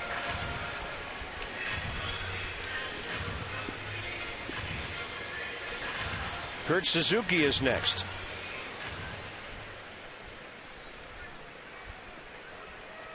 And Kurt hit the ball extremely hard to Hanley Ramirez first time, who threw him out. Kershaw with that kind of cool, old school stretch position where he takes his arms in the glove, thrusting them straight up into the air. So now it's 6 for 68. The Nats had hit .318 with Ryan Zimmerman leading the way in their previous 8 games with runners in scoring position. And if Davey Johnson had an answer, it'd be batting first, second, third, and fourth. That's 088, by the way, 6 for 68. Well, I think there's times when there's probably been a little bit too much over aggressiveness with runners in scoring position to where you can't be afraid to hit with 2 strikes. Suzuki didn't like that call, 0-2. Especially when there's some good at-bats in front of you. I think against Ricky Nolasco, Jason Worth's at-bat comes to mind the other night. And yeah, there's certain guys you got to get early in the count because you don't want to get to 2 strikes. You have no shot because they have a great out pitch. But there's other guys where there's not a big hurry, or there doesn't have to be a big hurry. And with runners in scoring position, you have to realize that regardless of the count, even if it's 0-2, the pitcher's still the one up against it, not you as a hitter.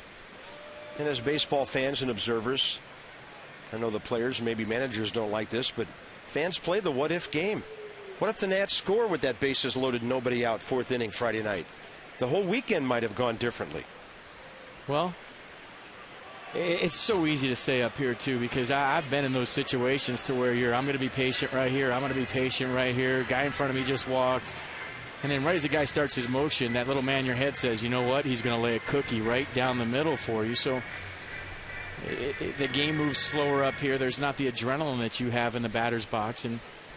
But still, as a professional hitter, there's times when you have to realize, I think on a consistent basis, that the pitcher is the guy in trouble when there's runners everywhere.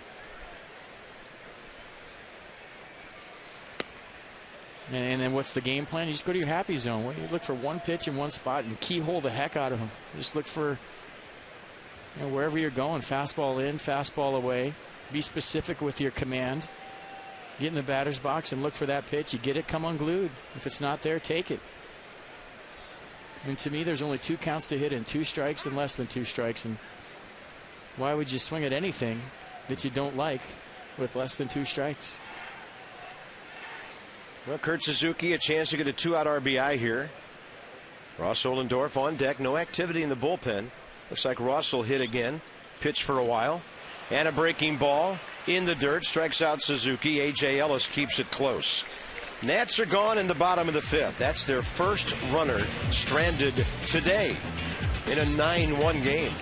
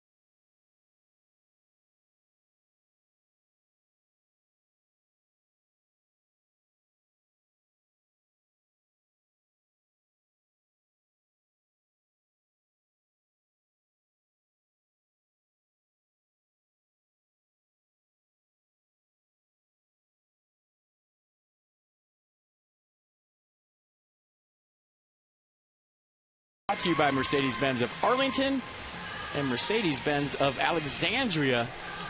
You see the damage right there. One hit for the Nationals today, a home run by Jason Worth, a solo shot, his 11th of the year. Jordan Zimmerman with his toughest outing of the year, and the rich get richer, the strong get stronger. Matt Kemp off the DL today. Welcome back to the Dodgers lineup with a home run right there in his first trip back on the second inning, and then a double in the third inning down the left field line, and just a lousy single right here in the 5.5 hole. So Matt Kemp back in a big way for the Dodgers, a triple shy of the cycle. Yeah, he'll get a couple more at bats today, including one in this inning. Ramirez, ETHIER, and Kemp, top 6.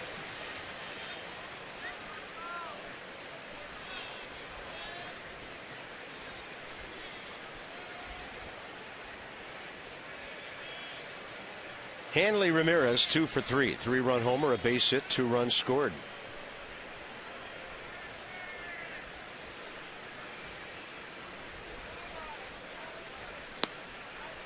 He's another guy who's pretty much on home plate. When you look at his stance, he's right in the middle of the box. That line from the back of the box to the front kind of running right through his cleats. And he got jammed severely right there. Adam LaRoche takes care of that. Top of the 6th underway. Dodgers box, 4 men with multi-hit games. 7 runs on 6 hits in the second with a couple of walks, giving Jordan Zimmerman his shortest career outing. Now they've scored 2 more runs on 5 hits against Ross Ohlendorf. Andre ETHIER 0 for 2, walk, run, RBI ground ball.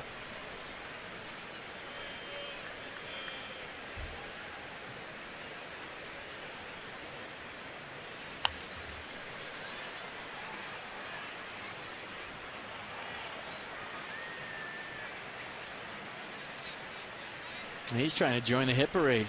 13 hits for the Dodgers. ETHIER yet to check in.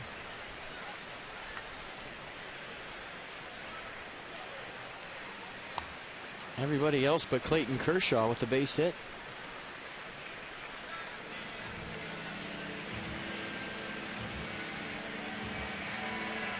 Right now, New York Mets are pinch hitting for Matt Harvey. He threw shutout ball for 7 innings on only 3 hits. They still lead the Phillies 5-0. And the 0-2 to ETHIER. Fastball. Ohlendorf tried to paint and just missed. A good 0-2 pitch. Seen a couple of sequences today where he gets a hit or 0-2. Tried to buzz the tower for a strike inside. That time he tried to go away.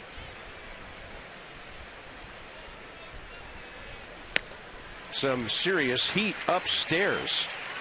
That'll be his 3rd strikeout since coming in. Trying to complete 4 innings of relief here. He's due to lead off in the bottom of the 6th. Jordan Zimmerman had 1 strikeout. Ohlendorf 4 today. Gio 11 last night. $37 to the Children's Inn at NIH for every strikeout by a Nats pitcher. DC area Toyota dealers want to help children and their families at the National Institutes of Health. It's Toyota, case for kids. Kemp, homer, double, single, 3 RBIs.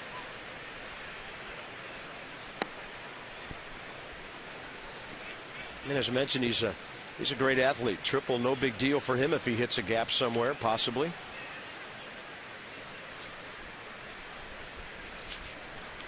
It was noted that he played AAU basketball with Sheldon Williams in Oklahoma, a young man who went on to play for Mike Krzyzewski at Duke.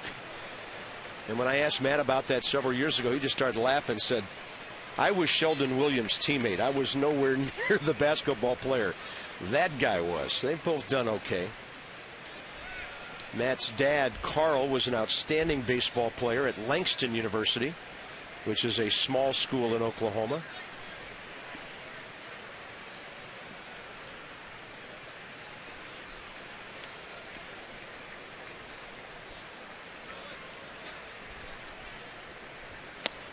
And a gentleman who wanted to see Matt Kemp play is at the ballpark today. You got a chance to meet Mark Wayne Mullen, a U.S. congressman from that state. I did, and I'm really Oklahoma'd out by now. Nice guy, though. Yeah, he was great. Fantastic. First time I've ever seen him without his cowboy boots on. Right. 2 balls and a strike, but he wanted to see Matt Kemp play today. And it's weird. I thought everybody in Oklahoma always wears cowboy boots. No. I mean, you do. I don't own any. A lot of sneakers. With Spurs?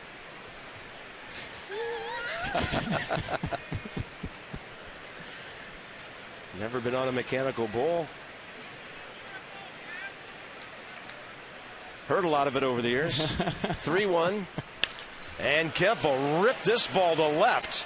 Hairston going back to grab it at the edge of the track. And a 1-2-3 for Ohlendorf in the 6th. He's due to lead off. We'll see how Davey plays it.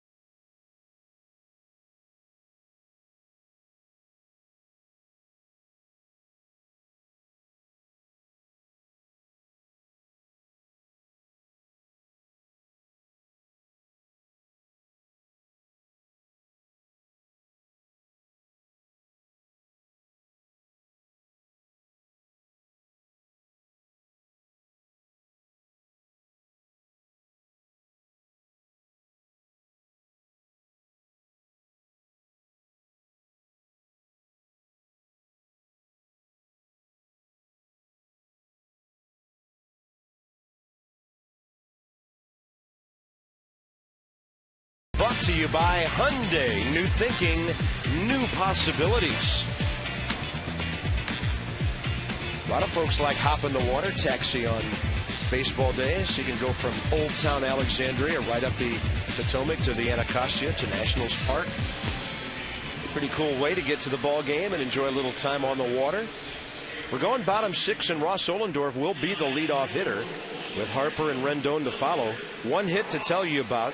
Jason Worth's laser beam off the back wall at the corner of the bullpen, leading off the second. The only other base runner, Adam LaRoche, reaching on Hanley Ramirez error last inning. So it's 12 of the last 13 for Kershaw. I mean, minus the error by Hanley Ramirez, Kershaw would be perfect, other than the home run to Jason Worth. Yeah. Nats are 5-38 when they score 2 runs or less. That's 43 games. The only team that scored 2 runs or less more in baseball is the Miami Marlins. They've done it 49 times. In fact, the Dodgers have done some moving around in the infield. Jerry Hairston Jr., ex-Nat at third base, and Hanley Ramirez will get the rest of the day off as Nick Punto goes over to short. That guy can play anywhere for you.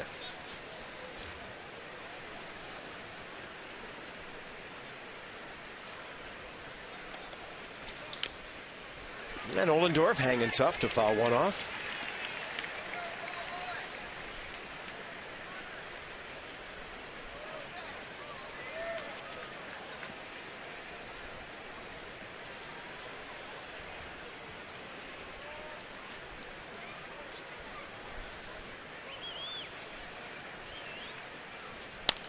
He'll guide it to the right side, and Adrian Gonzalez, a very good first baseman, will scoop it up and go to the bag. Kershaw with a big lead and knowing what to do with it. How about a big group at the ballpark for you and all your buddies? How about a company outing? Trying to impress some clients maybe? Birthday parties, family reunions, and more. or just to come see a big league baseball game. The bigger the group, the bigger the savings. For more information about group opportunities, go to nationals.com/groups.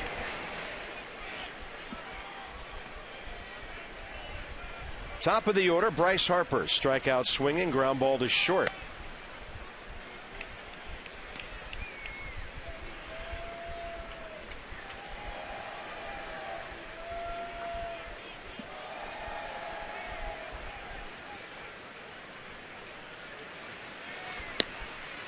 Kershaw, good fastball right down the middle.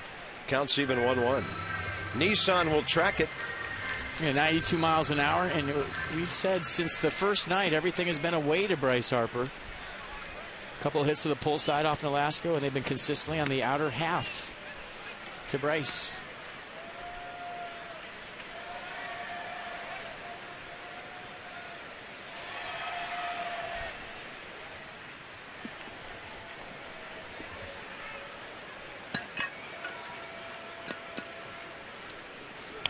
And Harper, a big time rip. Straight back it goes, 2-2. And see the reaction from Harper. He got a pitch right there. Timing hasn't been where he'd like it. Just a hair late on some fastball. Still a good swing. Just been a little bit tardy on the heat. Just a timing thing. And Kershaw, 85, cutting away. Strikes out Harper for the second time today. That's his 7th strikeout. Yeah, look at this slider right here at 85 miles an hour. Starts it on the middle of the plate. Looks like a strike. Go to swing. It's disappearing away.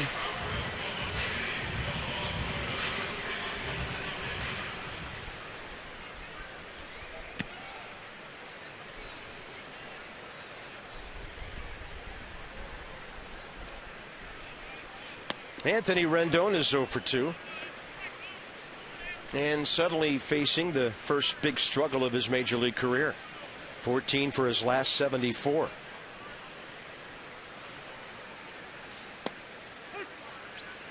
Kershaw gets back even, 1-1. Big crowd quiet, but welcoming some cloud cover here on a hot day.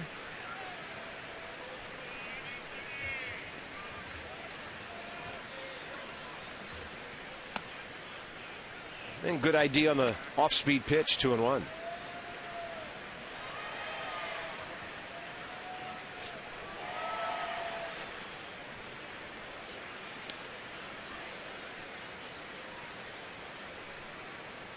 It's funny you say Rendon's numbers and going through a little scuffle cart, but I mean, think about his at-bats. Have you really seen him overmatched? I mean, he's still putting the ball in play, still putting the barrel to the baseball, just has nothing to show. A little uncertain on that one, but Clayton Kershaw will do that to any hitter. Well, you're not thinking 2-1 slider. Yeah, down by 8. Down by 8. You're betting fastball all the way.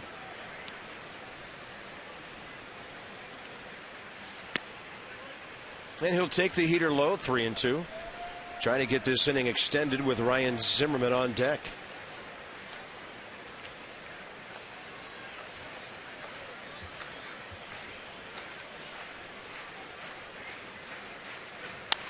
Rendon, right side.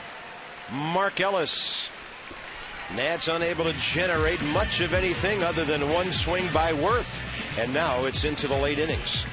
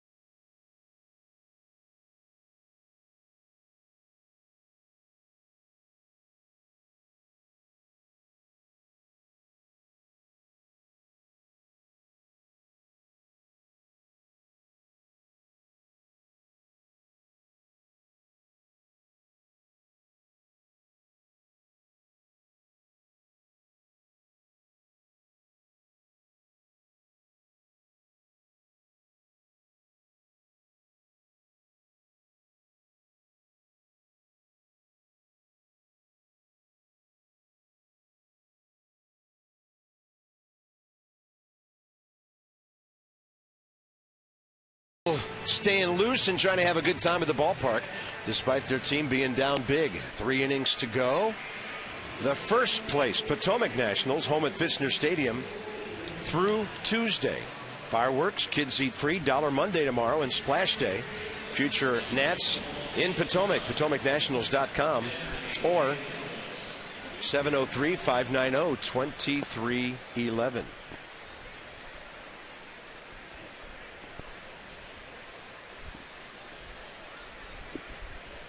Well, if my kids went to that game, they'd go broke. Kids eat free. Either that or the ball club would go broke. That's what I mean. I got it.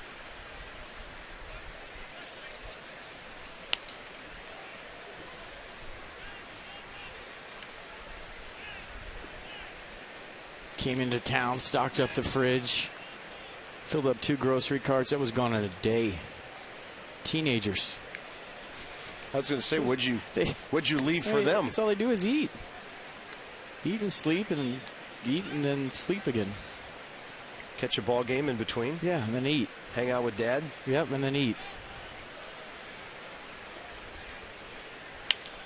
That's a busted bat. And a pop-up. A.J. Ellis to Ian Desmond. Serious damage for the first out in the 7th. This copyrighted broadcast presented by authority of the Washington Nationals Baseball Club. It may not be reproduced or retransmitted in any form, and the accounts and descriptions of this game may not be disseminated without the express written consent of the Washington Nationals. Mark Ellis and Clayton Kershaw, the next 2.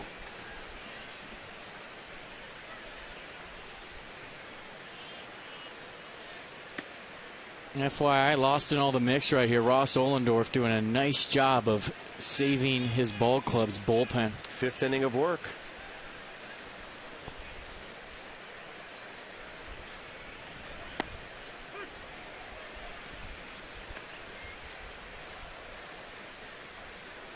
It's not glamorous. It's not glorious. It's blue collar, hard hat, lunch pail stuff when you come in a blowout just to eat up some innings and to save your bullpen and live to fight another day.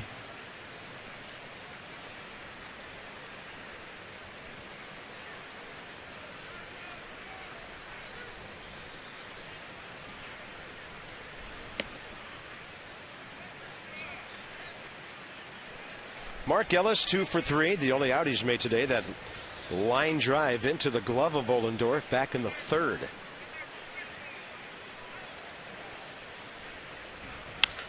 And that one, a hot shot to Zimmerman. Ryan picks it nicely. Adam LaRoche over to grab it. 2 outs. And Clayton Kershaw will be the hitter here in the 7th. By the way, he's gone 6 innings at least for the 16th time in a row. You see where Ryan Zimmerman's playing. We talked about it in Philadelphia. Kind of no man's land, right? Likes to play shallow. Always gets those in-between hops where he plays, but his glove is so soft and so quick, he is able to deal with the consistent in-between hop at third base.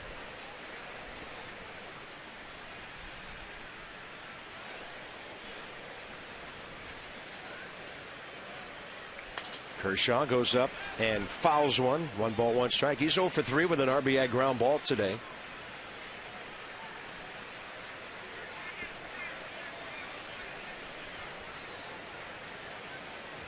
He threw 10, then 24, then 14, then 11.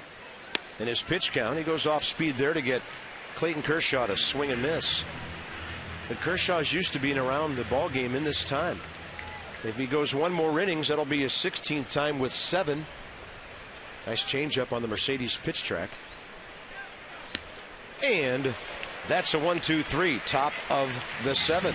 4 strikeouts for Ross Ohlendorf, who has pitched 5 innings now. The stretch brought to you by Hyundai.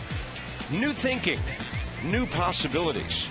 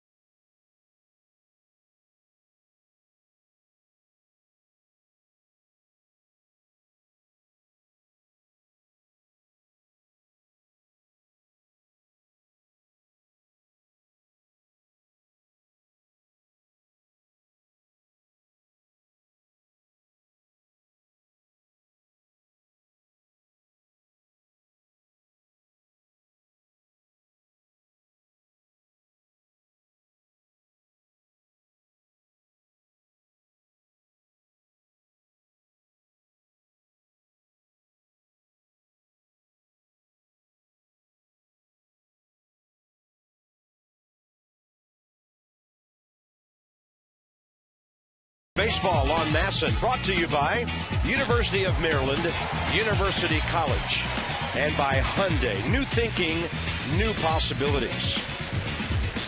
A couple of raindrops falling at the ballpark. A lot of rain over to the east of us, as some of the fans are on the concourse in the shade and taking it easy on a Sunday afternoon. The Racing Presidents in the house tomorrow night, and the Pittsburgh Pirates will be here. Charlie Morton scheduled to start against Dan Herron. And Dan coming off a pretty good outing in Miami last week. Over his last 2 starts, 11 innings pitched, 2 runs on only 14 strikeouts.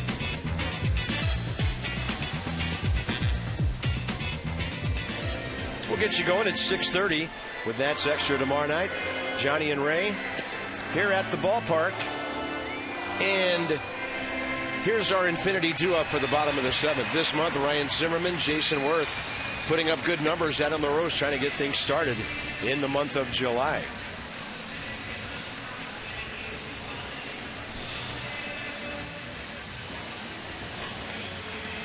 And trying any way to kickstart this offense.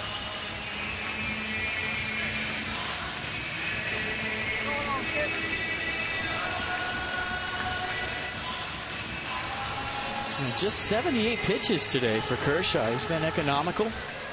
And like I said, I think Hanley Ramirez makes that play, or at least fields that ball differently if it's a perfect game scenario. So minus Jason Worth and his home run in the 2nd inning, Clayton Kershaw would be dealing with a possible perfect game. Well, we have our third baseman of the day. It's Juan Uribe over there for the Dodgers. And Jerry Hairston has moved over to first for Adrian Gonzalez.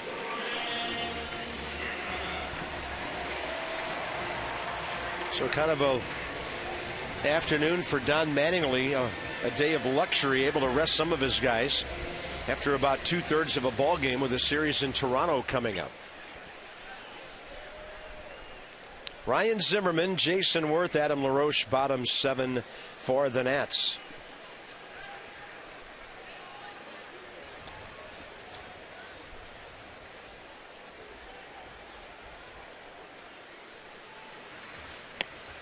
Fastball right in there.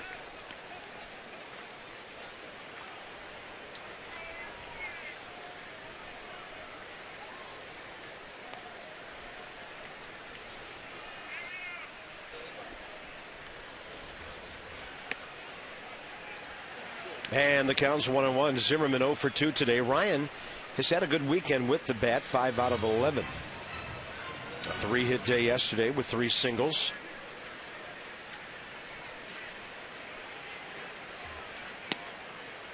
And that's a breaking ball that comes back and catches the corner, and Zimmerman didn't like it.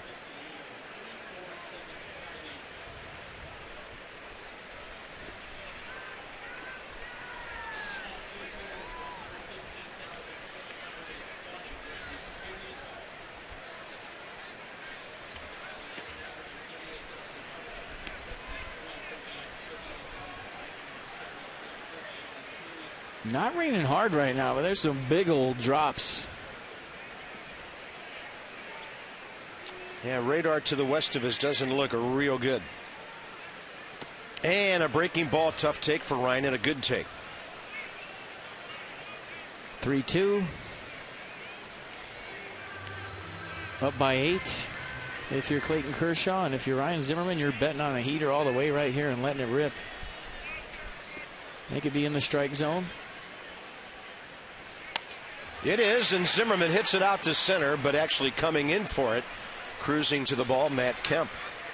1 out, bottom of the 7th. And time for your Hyundai drive of the game. And let's go back to the 2nd inning. Jason Worth, the only hit of the day for the Nationals, and it was a tater. Broke up the shutout, broke up the no-hitter, broke up the perfect game. Yeah, that was after only 3 hitters. We didn't know at the time how efficient Kershaw was going to be all day long. Flied pretty deep to right his next time up. And at that time, ETHIER was playing him deep and just took about 8 steps back and grabbed it on the track. Well, pitchers will tell you that sometimes it's harder to pitch with a big league than it is in a 1-0 game, but they'll also tell you they'll take the runs. But the concentration, the focus, the pitch selection, sometimes difficult when you have a big lead that Kershaw's had. And I said at the time, I thought Jason Worth, even though the score was 7-0 at the time, kind of slapped Kershaw in the face and in a way to where he knew that he couldn't just lay it in there. Even with a 7-run lead, he's buckled down since then, and that's the only hit he's given up today. As we mentioned a couple of hours ago, came into the game with a run support number of only 3.1 runs a game. But with the ERA 1.98, you're wondering, how's the guy 8-6 and not a whole lot better? Jason Worth takes him deep again. 2 hits on the day, both of them Jason Worth solo homers.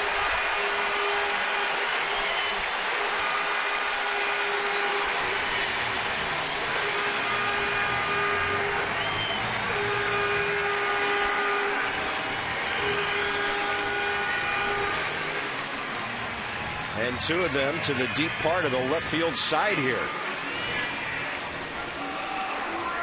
How about some Cholula on the pitch track? Yeah, 12th home run of the year for Worth. Second one today. And I think right now Jason Worth is playing the best baseball of his career. I mean, since he's come off the DL, his at-bats have been consistent, whether it's a walk, whether it's a hit, whether it's a home run. The right field he's been playing has been Gold Glove quality. And even in his heyday as a Philly, I think Jason Worth is playing better.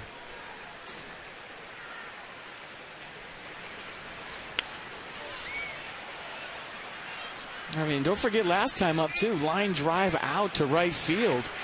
So a bullet to the track, his only out of the day. The other 2 home runs.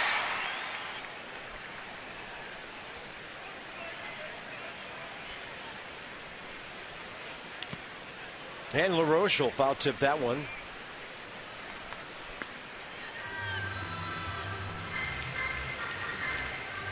Now he just has to grab everybody else and say, jump on.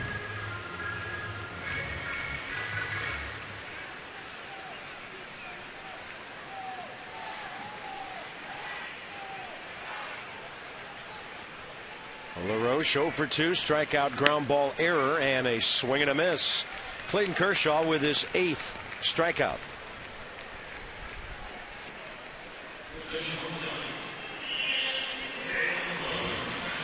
That'll bring in Ian Desmond. Hitting streak on the line for Ian now. Clayton Kershaw in LA back in May came within 1 out of a complete game. That's got a hit against him in the 9th inning, and Don Mattingly took him out after 132 pitches. A lot more efficient today. And he's trying to go 7 innings for the 16th time this year, and for the 5th time in a row. At least 7, that is. He's an innings eater and an outstanding pitcher. 1 ball, 1 strike to Desmond. The 10th time in Jason Worth's career that he's went double tater. He's now hit 8 homers and driven in 25 runs in his last 40 games. And on top of that, 19 walks all over the bases for the last month and a half. Yeah, that's what I mean. It's not just about the average going up or the hits. He's dropping serious at-bats on you every single time. 1-2 pitch. And a breaking ball. Desmond laid off.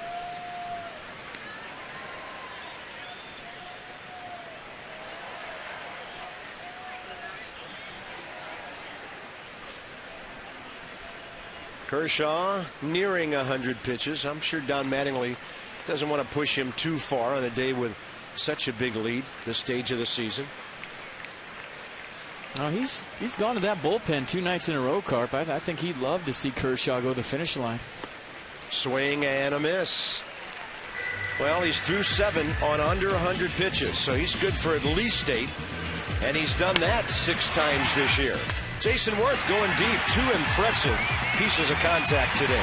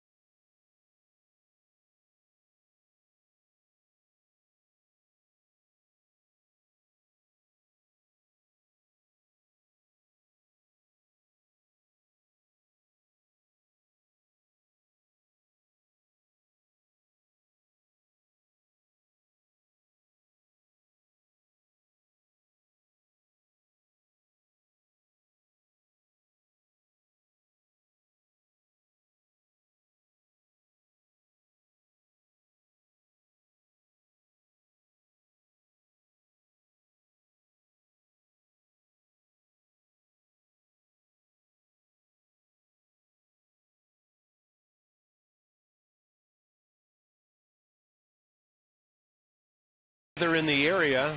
Some storms approaching, it appears. That's looking down to the southwest behind the back of Nationals Park. Right behind us over here. Bob and FP back with you. I don't know, man. What does it take? Pirates come to town, maybe get a... I mean, this game's not over, but if it is, with Kershaw pitching, got to get some offense early in a ball game sometime soon, because the Nats just aren't putting any pressure on anybody. Well, I mean, if there was answers, they would have them right now, and I have zero answers for the way the offense has been swinging the bat. Obviously, Jason Worth seeing Clayton Kershaw good here today, but you know, one of the best pitchers, if not the best pitcher in the National League right there, doing his thing.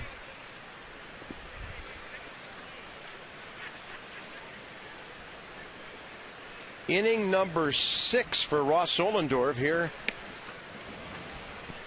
in the top of the 8th. Chad Tracy into play first. Adam LaRoche, who hasn't been feeling well, got 3 at-bats today, and he's off for the rest of the day.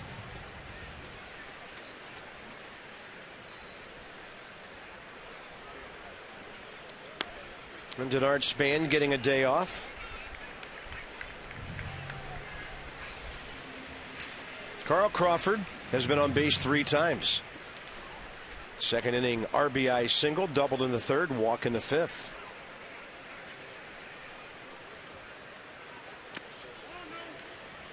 And that's no swing on the appeal down to Chad Fairchild at 3rd base.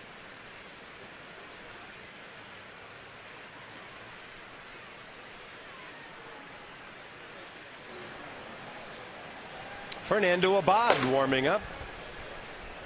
And as FP mentioned, thanks to Ross Ohlendorf, nobody's had to warm up.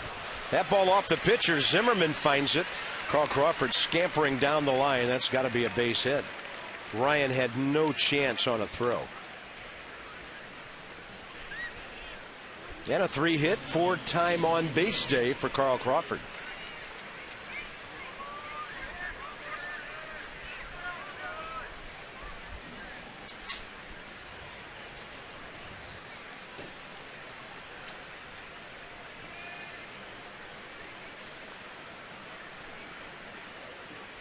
Nick Punto. And he's been on base twice with a base hit and a walk, scoring a run.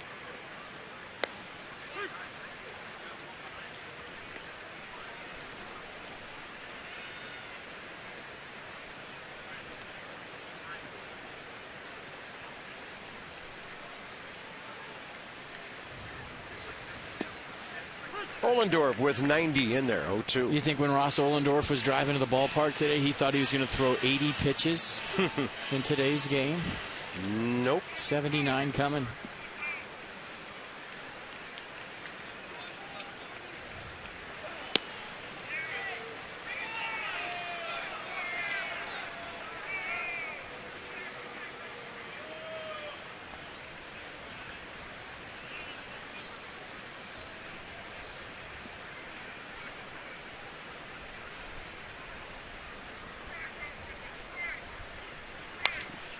And a line drive, sounded like a broken bat as Ross had Punto leaning for that. Don't forget about MLB.TV. You can catch every out-of-market game live on more than 350 mobile and connected devices.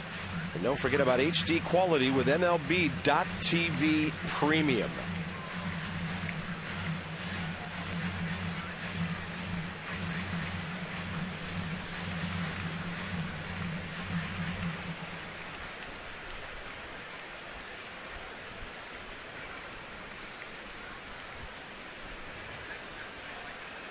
One-two pitch, fastball up and away. 4 o'clock hour, 34,758 today. This series with the Dodgers draws almost 116,000 for the weekend. An average of 38,573. Hats off to our Nats fans turning out in big numbers out of the All-Star break. There's strikeout number 5 for Ross Ohlendorf, and that's the first out here in the 8th. Nissan will track it. I'll tell you what, Ross Ohlendorf has just yeoman's work here today. He came into the game when it was 7-0. He's given up a couple of runs. And you talk about an 82 pitch performance and saving your bullpen for tomorrow. Unbelievable job. Give them the game ball tomorrow if the Nats win.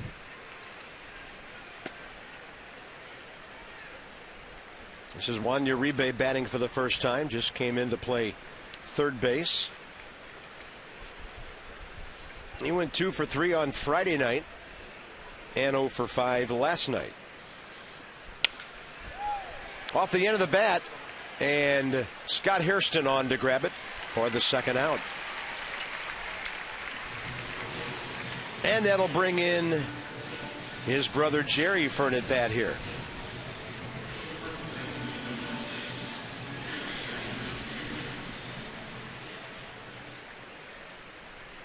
There's Hairstons and Ellis's and Zimmermans everywhere. Yeah.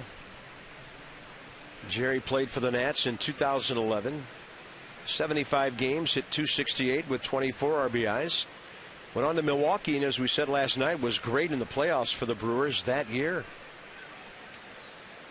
He hit .391 against St. Louis, but they just couldn't get by and get into the World Series. They made a bid. He hit .375 in the division series that year.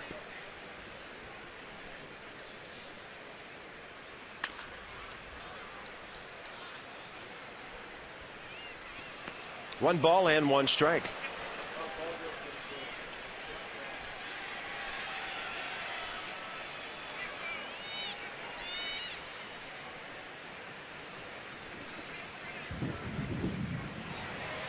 Thunder rumbling not too far from the first base side of the ballpark, and a 1-1. Hairston will follow it out of play to the right side.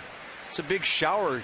I mean, it looks like it's just a couple of blocks east of us, and it appears to be getting closer. The weather usually goes the other direction here, but there's a big cell and a big time crack of lightning right out there to the east.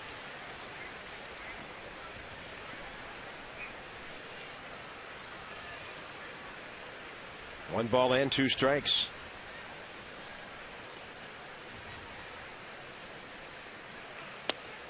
That's in there. Top of the 8th over. Dodgers strand their 7th runner of the day. Nice job, Ross Ohlendorf. 6 innings for Ohlendorf.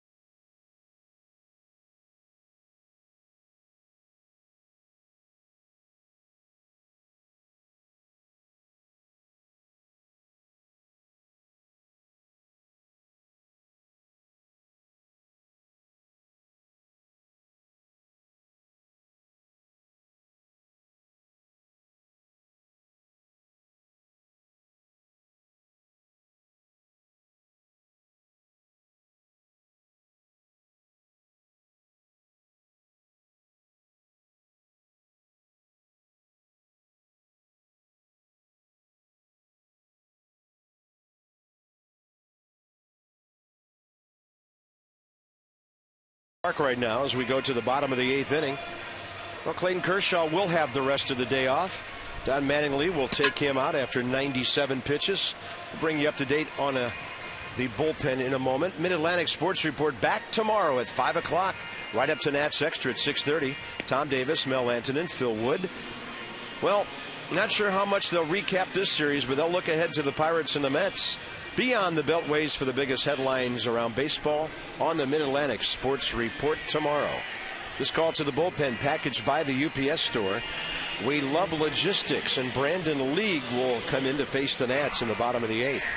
Yeah, 35th appearance of the year for a league. You see the ERA 6.25.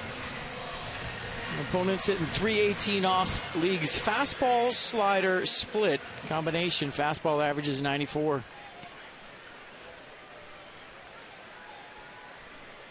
Skip Schumacher, right field for the Dodgers.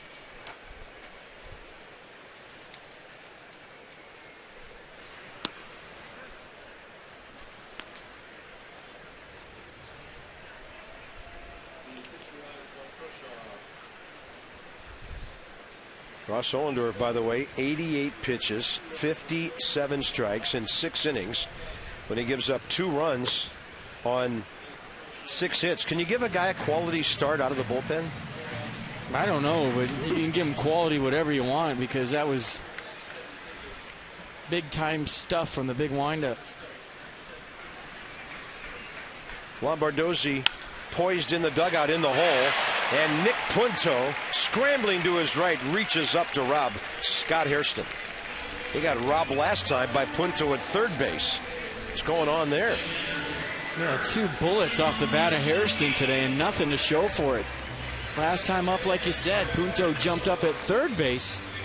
This time goes to the backhand at shortstop. And note to Scott Hairston, don't hit it to Nick Punto. He doesn't like you.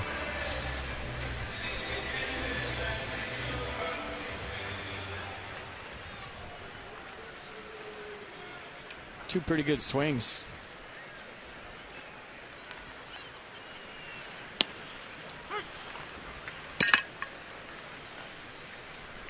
Kurt Suzuki 0 for 2 today. It's been that kind of day with Clayton Kershaw being so efficient. Guys at the bottom of the order are batting for only the 3rd time in the bottom of the 8th. He's only faced 3 over the minimum all day. Well, nobody can rob Suzuki on that one. Kurt has a base hit.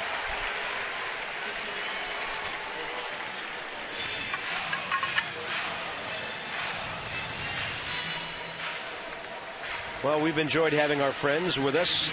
Last 2 ball games from WUSA 9. For more local sports, check out Game On Overtime. That's tonight at 11:35 on WUSA 9. I think you should be a guest on that show tonight. You're usually up around 11:35, right? Not available. That was easy. Going across the river to lick our wounds.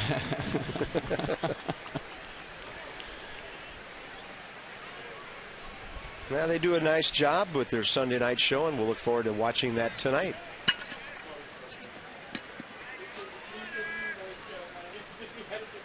Juan Bardozzi is 8 for 28 as a pinch hitter.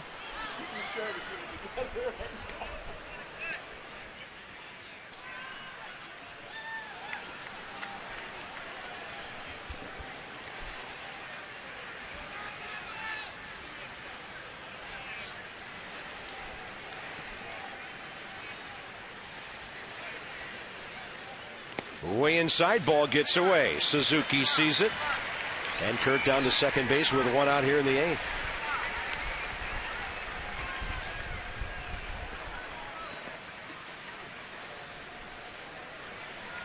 A.J. Ellis going to take a trip to the mound, make sure they know what sign they're going with, what sequence with the runner on second.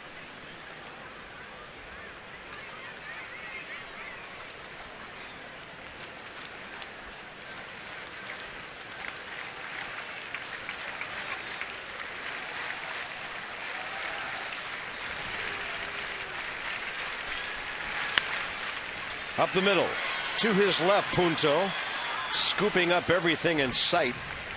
That's the second out. Over to third base, Kurt Suzuki. Top of the order, Bryce Harper. And they'll finally see a right-hander today.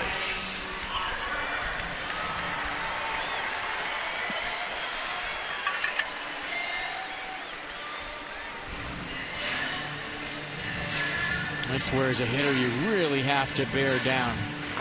And not so much because of the you getting your hits. It's easy to throw at-bats away in a game that's not close. And to really focus, they all count.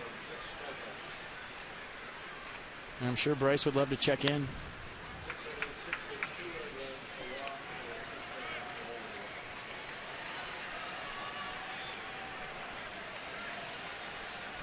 Bryce Harper 0 for 1 against Brandon League.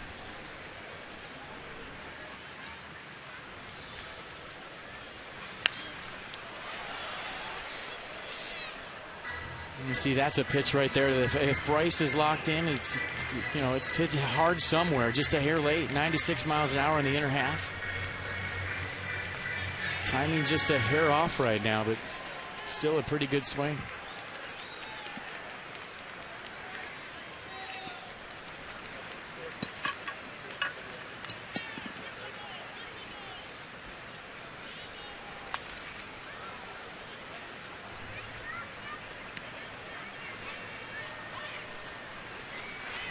Down 1-2.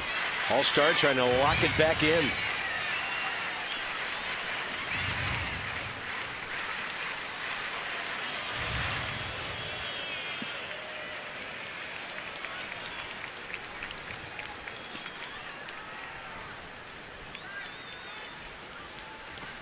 And on a pitch in the dirt, Bryce strikes out. Nats are gone in the 8th. Harper 0 for 4. And top of the 9th coming up. It's been all Dodgers today.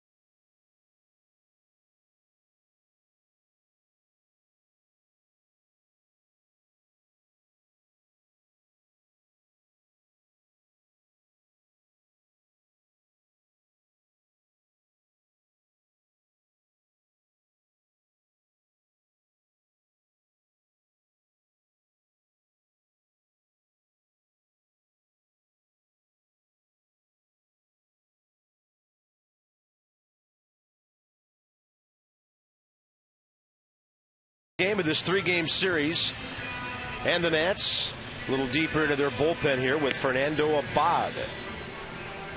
Dodgers will have ETHIER, KEMP, and ELLIS due up. So Fernando now in his 21st game, good ERA. 21 strikeouts in just about 20 innings in the league, hitting .244 against him. Interesting, the righties are only hitting .222 against Abad. And his fastball, curveball, changeup combo. Fastball averaging 93 miles an hour. He's done a nice job out of Davey Johnson's bullpen.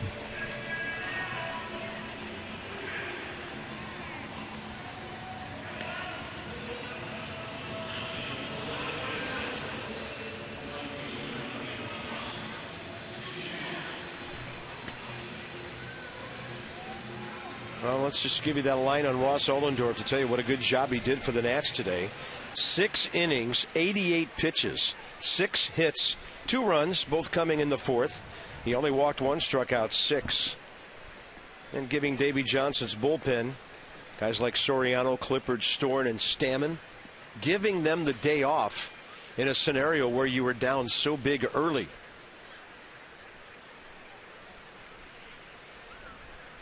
And with the roster move coming up, did nothing to hurt his chances of staying on this ball club. Yeah.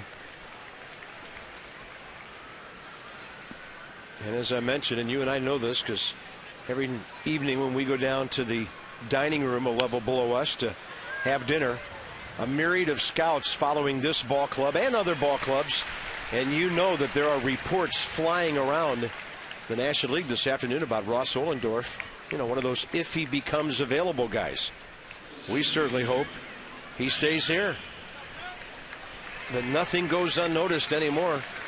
Here comes Matt Kemp with 1 out in the 9th inning. He's 3 for 4. Hit the ball hard last time and lined out to Hairston and left.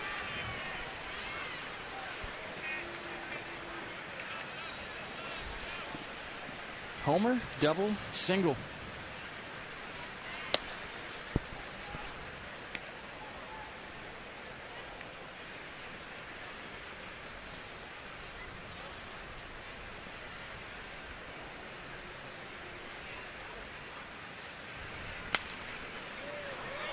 Pretty good hack there.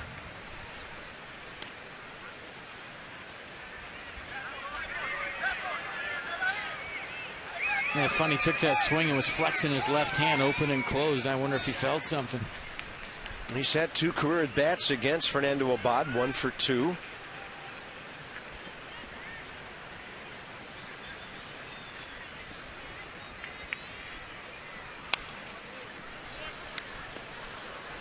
Taking some healthy hacks and slamming his right hand against the bat barrel after fouling that one off.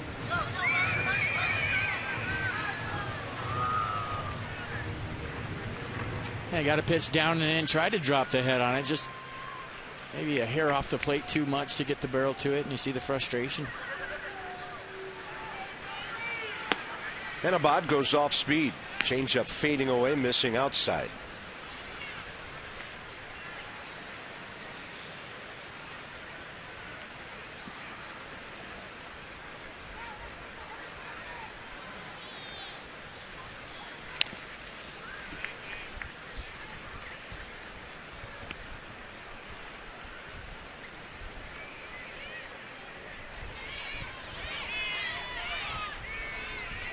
No, you've seen all the ball clubs this year that I've seen. What do you think?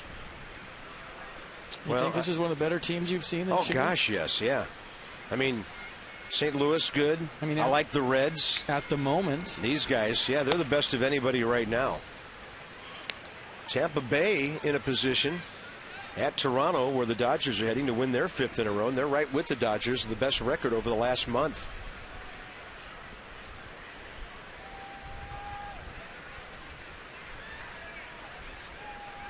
I mean, these guys are loaded. Well, there's being loaded, and they were early in the season, but there's also playing well when you're loaded. And just, you know, judging by 3 games and the highlights you've seen before they came in here, you know, Don Mattingly's got them playing the game the right way. They're loose, they're having fun, and have absolutely, without a doubt, turned their season around. Fastball inside. Kemp on for the 4th time. Mercedes-Benz will have a good look at this. Boy, look at the pitch track. That's some serious buckshot right there. 1 on, 1 out in the 9th for A.J. Ellis.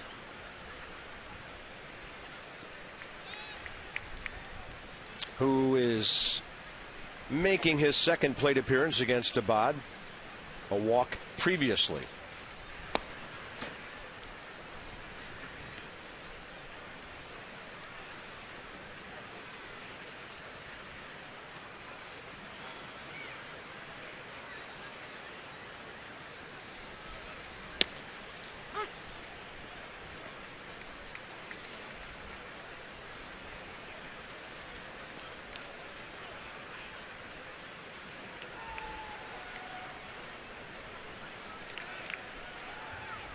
Ellis 1 for 4, 2nd inning base hit. They got their rally restarted after the Kemp home run.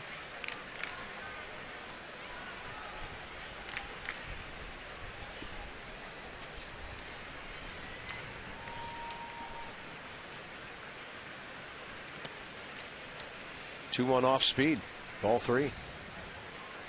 And didn't have a feel for the fastball in the zone, went with the changeup.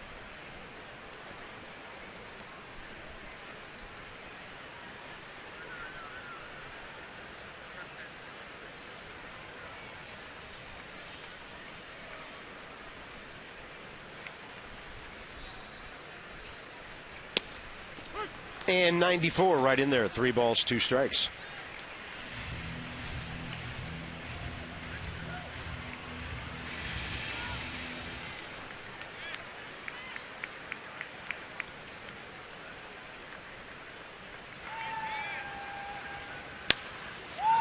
right field line. A ways to go for Jason Worth on the run. Gets there and makes the grab. 2 outs. That'll bring in Mark Ellis now. And that's, by the way, we'll have 2, 3, 4 due up in the bottom of the 9th.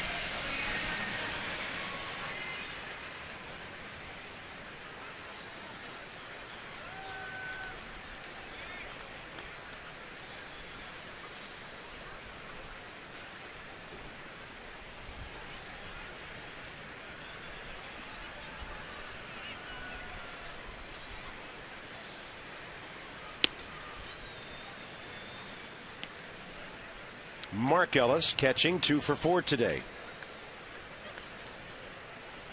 And a 5-hit series for him.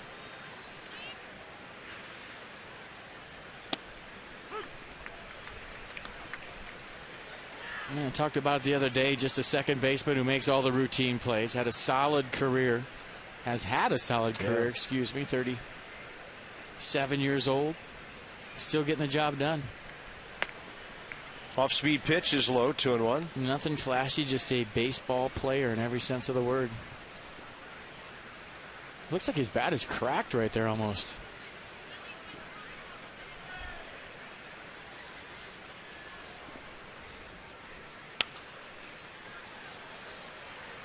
Sounded okay on that contact. Just a spot where the pine tar isn't sticking by the label.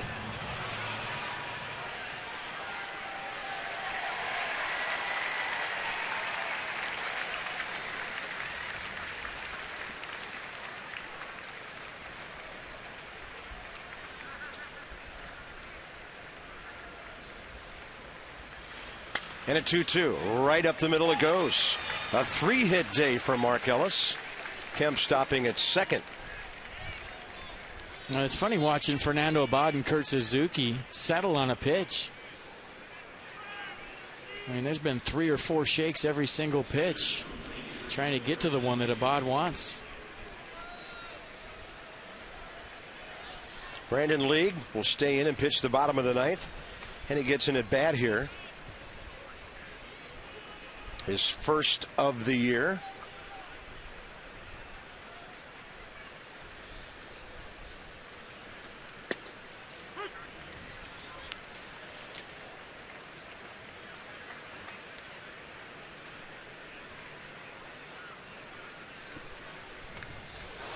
And a huge flash of lightning. That pitch outside, 1-1.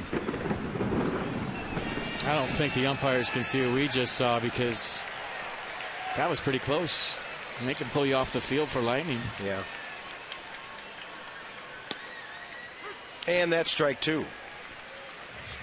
And with no sense of the moment, Brandon League takes a strike. Don't you have to swing if lightning's flashing and try to go all Roy Hobbs? Then you go light tower somewhere.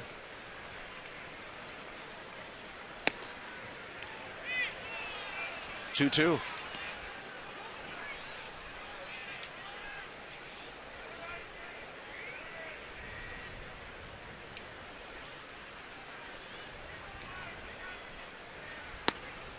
And he's not even swinging. He's taking all the way. You can just see how he's tracking pitches right there. I don't think he's going to swing. He's just standing there. Probably just told that to Suzuki. Yeah. Watch. Not swinging, draws a walk. Base is loaded.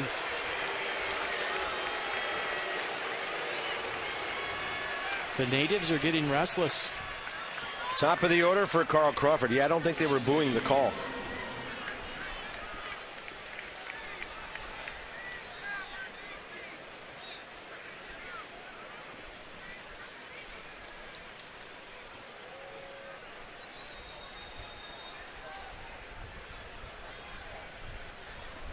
Carl Crawford on base 4 times today. 3 hits, 2 singles, a double, an RBI, and a walk.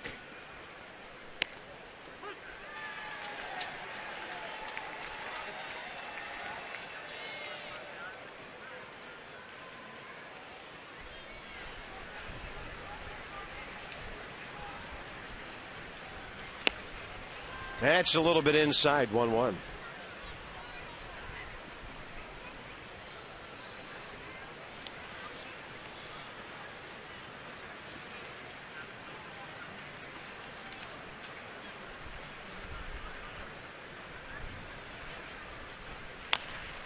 Chopper right side. Abad late.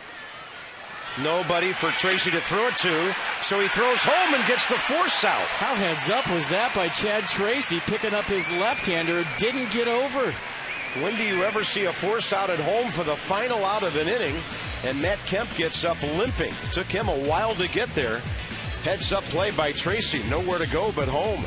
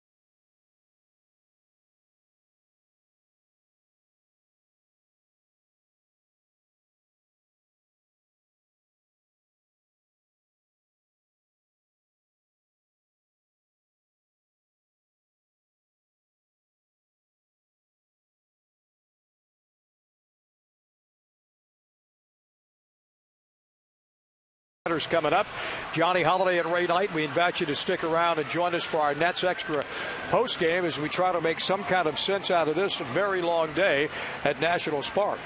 Well, the sense of it is, Johnny, the best pitcher in the National League, did what he does. You know, great ball game by him, and I believe Jordan may be bothered by that neck. I'm sure. Because his velocity was good, he just didn't locate as well as he normally does. So we'll do our best to break it down. A couple of home runs today from Jason Worth, a Suzuki base hit in the 8th inning. That's all she wrote, but that's why they play 9 innings. Am I correct, Mr. Fox? You're correct. Let's go back up to Bob NFP and go to the bottom of the 9th. All right, thank you, Johnny. And Matt Kemp, as we mentioned, got up limping. Didn't appear to be running full speed on that last play. Probably as surprised as anybody to see that ball coming home. Watch his right ankle, or his left ankle right here, hit Kurt Suzuki's ankle and roll over. And he limped off the field, so you called it, Carter. He was jogging home. He tried to turn it on the last second. Chad Tracy heads up. He throws it to home, but an amazing turn of events here for the Dodgers. Switch to 100% fiber optic Verizon Fios and supercharge your internet speeds. Bottom of the 9th inning. That did not look good.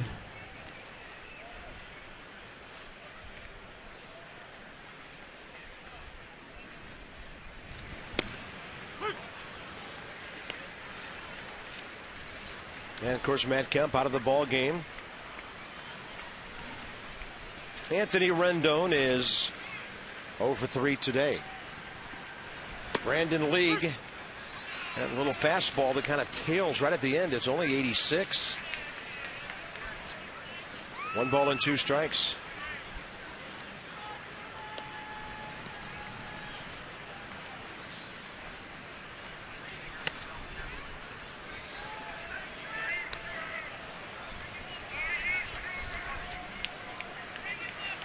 Well, the Dodgers trying to go 3 games over 500. The Nats trying to keep from falling 2 under at 48-50.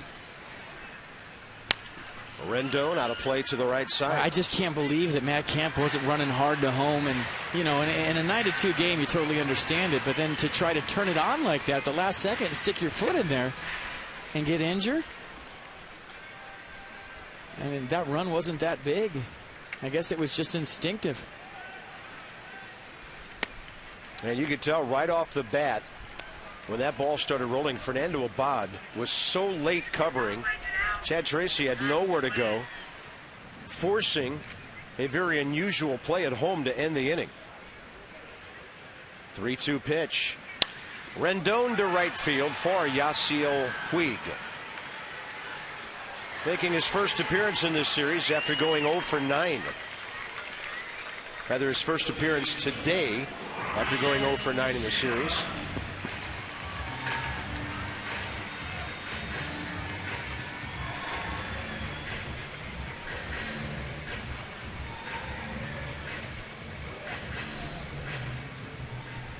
Ryan Zimmerman will be next. He's hit the ball in the air 3 times. He's 0 for 3.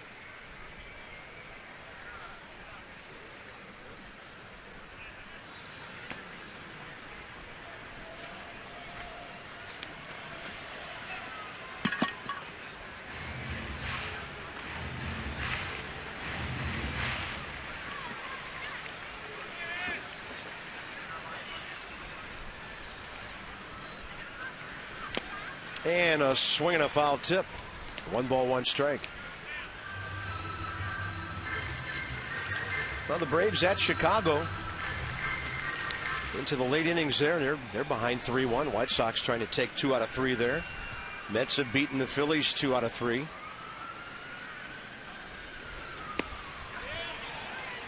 And a breaking ball had Ryan locked up. 1 ball, 2 strikes.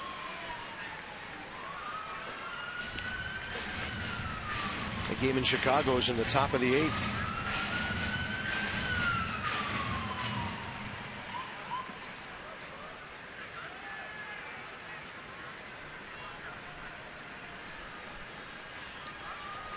Zimmerman left side. Uribe. And the Dodgers are 1 out away from a sweep. Take a look at that Matt Kemp play one more time coming down the line. A guy that's had a huge day here for the Dodgers. First day off the DL, all of a sudden he's got to speed it up to get home, and you see his foot sliding across the home plate. You see the reaction, and watch the left ankle right here as it hits Kurt Suzuki's shin guard and rolls all the way over. That can't be good for Matt Kemp. Wow.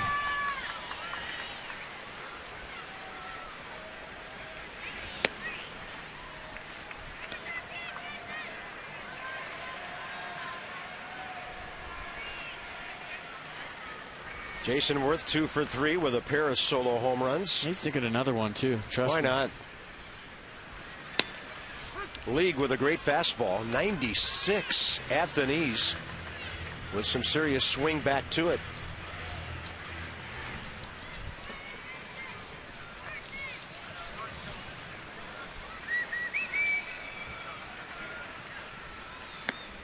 And then the slight piece blown away.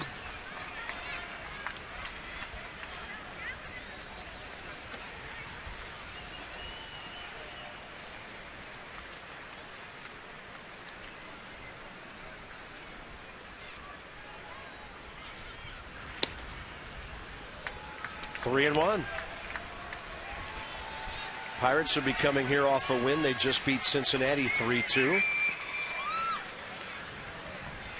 And the Nats down by 7 here in the bottom of the 9th with 2 out. Good at bat by Jayson Werth. Check out the 2 home runs by Jayson Werth today. You know, his only out today was a line out to right field. First time up, gets a fastball down and in from Clayton Kershaw. Third time up, in the raindrops on Exmo. It's his 12th home run of the year, the 2nd of the day, and about a hair flying around as Ian Desmond takes off Jayson Werth's helmet. Another good at bat right there. On base 3 times.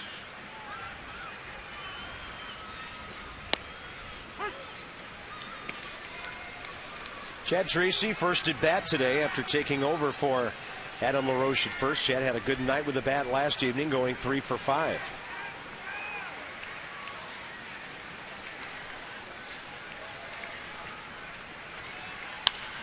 And another base hit for Chad Tracy. Suddenly a very good weekend. Well, you know what that does, Carp? It gives him ammo when Davey asks him in the 9th inning for a big at-bat. Yeah. You piece some games together. You have a good game under your belt like he did last night. The 3-for last at-bat was good, moving a runner. Now when Davey Johnson asks Chad Tracy for a big pinch hit, he can go up there with a little bit more timing than he'd normally have as just a bench guy. That'll bring in Ian Desmond, who gets one more shot to increase that hitting streak. Right now stalled a bit at 8 games. The league throws a strike. Ian Desmond has never hit against Brandon League.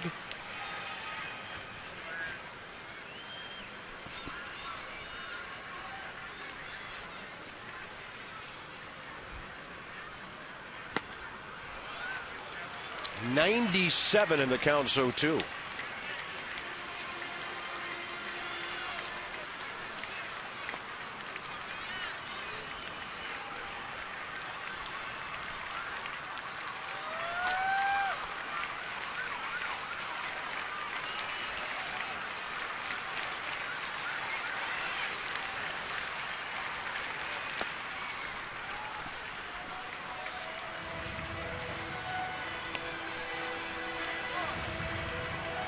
And it's so funny to me how guys throw fastballs by guys and then they go to their off speed to try to trick them.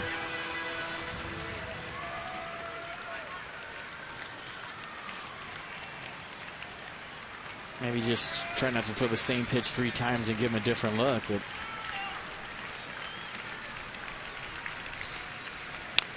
and Desmond will hang in there.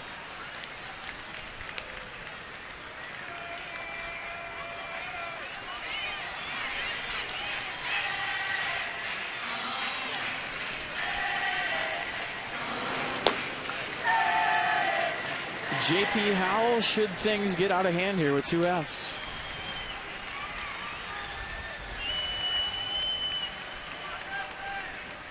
One ball and 2 strikes to Ian Desmond. Game over, series over, and the Dodgers sweep the Nats.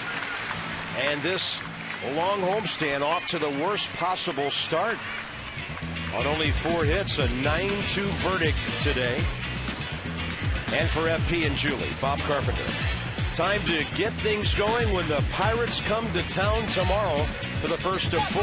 Hoping and join us at 6:30. Dan Herron will be on the mound. And then the ball game at 7:05. This has been a Masson presentation. Johnny and Ray, Nats extra post game straight ahead. And from the booth, so long for just a while.